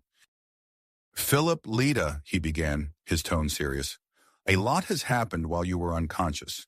The Lumina homeworld is free from the anomaly, but we're facing a complex political situation." Philip sat up slowly, his movements fluid despite his time in stasis. "Tell us everything," he said, his voice carrying a new resonance that seemed to vibrate through the air. Harold nodded, launching into a detailed explanation of the ongoing negotiations, the presence of various factions in orbit, and the discovery of ancient Lumina outposts scattered across the galaxy. As he spoke, Philip and Lita's eyes seemed to glow with increased intensity, their enhanced mental capabilities allowing them to rapidly process and analyze the information. "We need to assess the extent of your transformation," Dr. Zarek interjected, gesturing to a series of specialized equipment. "If you're willing, we'd like to run some controlled tests." Philip and Lita exchanged a glance, a silent communication passing between them. "We're ready," Lita answered, her voice carrying the same otherworldly quality as Philip's. Under the watchful eyes of Dr. Zarek and the Lumina specialists, Philip and Lita began to explore their newfound abilities. They manipulated novarum energy with unprecedented control, creating shimmering force fields and generating complex holographic interfaces with mere gestures. In one particularly striking demonstration, Lita focused intently on a small piece of medical equipment. The object began to shimmer and shift, its molecular structure rearranging before their eyes. Within moments, it had transformed into a delicate crystal sculpture. "Matter transmutation," Dr. Zarek whispered, his voice filled with awe. "The implications are staggering." As word of their awakening spread, the medical facility became a hub of activity. Representatives from various factions clamored for access, each eager to gain an audience with the transformed humans. General Kraz's diplomatic envoy arrived first, followed closely by a Lumina welcoming committee led by Zira. Even the chastened resort security forces attempted to gain entry, their request politely but firmly rebuffed by Harold and Dr. Zarek. In the midst of this controlled chaos, Vela's voice crackled over the facility's communication system. "Harold, we've had a breakthrough," she announced, excitement evident in her tone. "Our team has developed a prototype novarum reactor with unprecedented efficiency. It could revolutionize energy production across the galaxy." Harold's mind raced with the implications. He turned to Philip and Lita, who were listening intently. "This changes everything," he said. "We need to move quickly to secure our position." Before they could discuss further, alarms blared throughout the facility. A holographic display flickered to life, showing a group of menacing ships entering the system. "The Zir Collective," Harold explained grimly, "known for their aggressive expansion and technological piracy. They're demanding access to Lumina technology and threatening military action." Philip and Lita exchanged a determined look. Without a word, they rose from their containment units, the energy field around them intensifying. "We need to get to the planet's central control hub," Philip stated, his voice carrying an unmistakable note of authority. As they moved through the facility, their bodies seemed to shimmer with nearly unleashed power. Personnel and delegates alike scrambled to clear a path, awed and intimidated by their presence. Reaching the control hub, Philip and Lita approached the main interface. As their hands touched the console, streams of energy flowed from their bodies into the system. The entire room hummed with power as they gained unprecedented control over the planet's energy grid and weapon platforms. "We're going to end this standoff," Lita announced, her eyes glowing with concentrated novarium energy. With a shared nod, they initiated a massive energy pulse. The pulse radiated outward from the planet, temporarily disabling all ships in orbit, including the Zire fleet and General Kraz's forces. As the pulse dissipated, a stunned silence fell over the system. The brewing conflict came to an abrupt halt, all parties suddenly aware of the immense power now wielded by the transformed humans. In the aftermath of this display, Philip and Lita found themselves thrust into the role of mediators. Their actions had shifted the balance of power, forcing all factions to reassess their positions. Harold, recognizing the potential of this development, began formulating plans to leverage their newfound influence. As preparations for the expedition to the ancient Lumina outpost continued, he worked tirelessly to secure Terran innovation's future in the rapidly changing galactic landscape. Philip and Lita, still adjusting to their transformation, dedicated themselves to honing their abilities. Each day brought new discoveries as they pushed the boundaries of what was possible with their hybrid physiology. As the gathered factions intensified their efforts to gain favor, the stage was set for a galaxy-spanning adventure. The future of novarium technology and the balance of power among civilizations hung in the balance, with Philip and Lita at the center of it all. As the dust settled from the recent display of power, Philip and Lita found themselves at the center of a whirlwind of activity. The transformed humans, now key players in the delicate balance of galactic politics, dedicated themselves to mastering their newfound abilities while navigating the complex web of factions vying for their favor. During one of their daily training sessions in the Lumina Homeworld's central control hub, Philip and Lita made a startling discovery.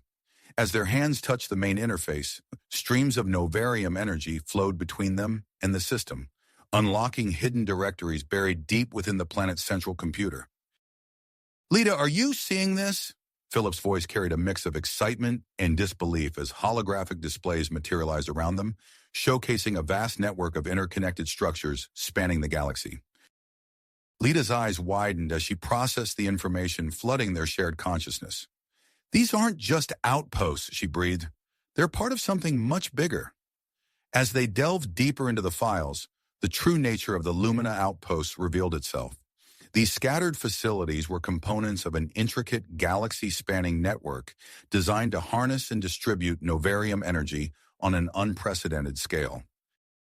Recognizing the monumental implications of their discovery, Philip and Lita immediately contacted Harold and Dr. Zarek.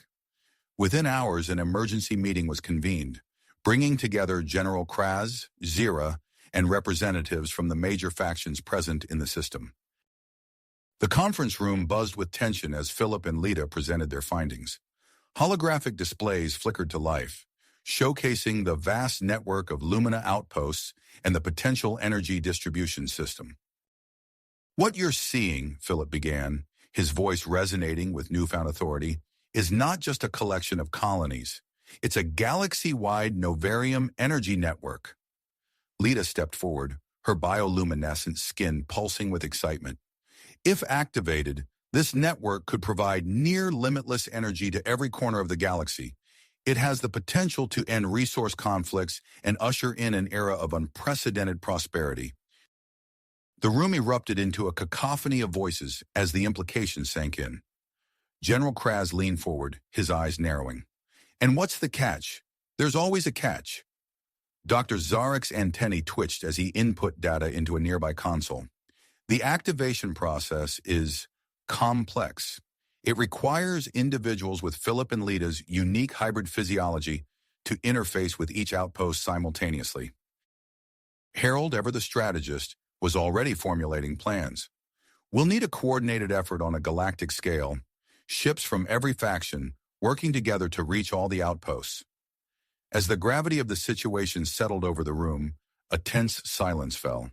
The task ahead was monumental, requiring cooperation on a scale never before seen in the galaxy's history. Zira, her luminous skin shimmering with grit, broke the silence. "The Lumina people stand ready to share our knowledge and resources. This network was built by our ancestors. It's our responsibility to see it activated." General Kraz nodded gruffly. "My fleet is at your disposal. We'll reach those outposts, no matter how far-flung they may be." One by one, the faction representatives pledged their support. Even the Zir Collective, their recent aggression tempered by the display of Philip and Lita's power, offered their swift ships for the mission. As the meeting concluded, a historic accord was struck. The gathered factions agreed to set aside their differences and work towards this common goal. A massive fleet would be assembled, combining ships from all corners of the galaxy. In the days that followed, the Lumina homeworld became a hub of frenetic activity. Ships of all shapes and sizes filled the skies as the Grand Fleet took shape. Scientists and engineers worked around the clock, preparing the specialized equipment needed for the activation process. Philip and Lita, keenly aware that they couldn't be physically present at each outpost, worked with Dr. Zarek and Vela to develop a revolutionary method of consciousness projection. Using concentrated novarum energy, they would be able to interface with multiple outposts simultaneously. As the day of the great activation approached, tension mounted. The fleet was divided into smaller task forces, each assigned to a specific Lumina outpost.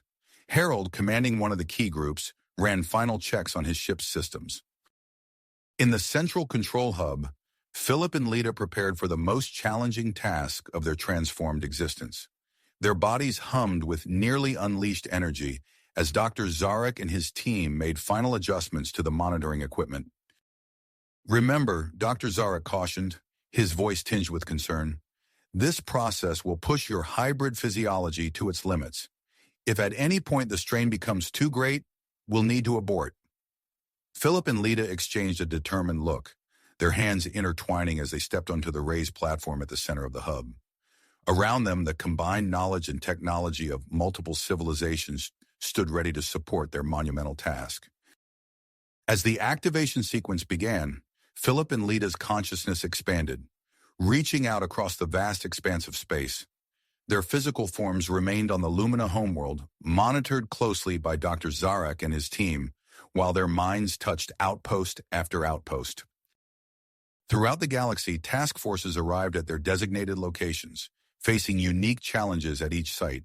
Some encountered hostile indigenous life forms, while others navigated treacherous stellar phenomena. Through it all, the fleet pressed on, driven by the promise of a brighter future. As more outposts came online, the galaxy itself began to change. Streams of novarum energy flowed through the awakening network, reaching even the most distant star systems. On countless worlds, beings looked up in wonder as the sky was painted with ribbons of bioluminescent light.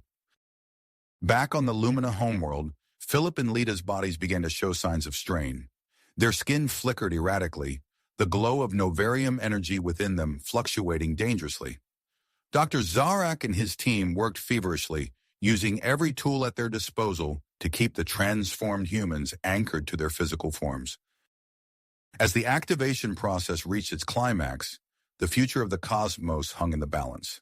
The success of their mission would reshape civilization itself, but the cost to Philip and Lita remained uncertain. With the final outpost coming online, the transformed humans pushed themselves to their very limits. Their consciousness spread thin across the vastness of space. You have reached the end of the story. If you enjoyed this story and want to support us, please leave a like and subscribe to our channel, and for every comment that says 88, I will heart every single one of them. Thank you for your time.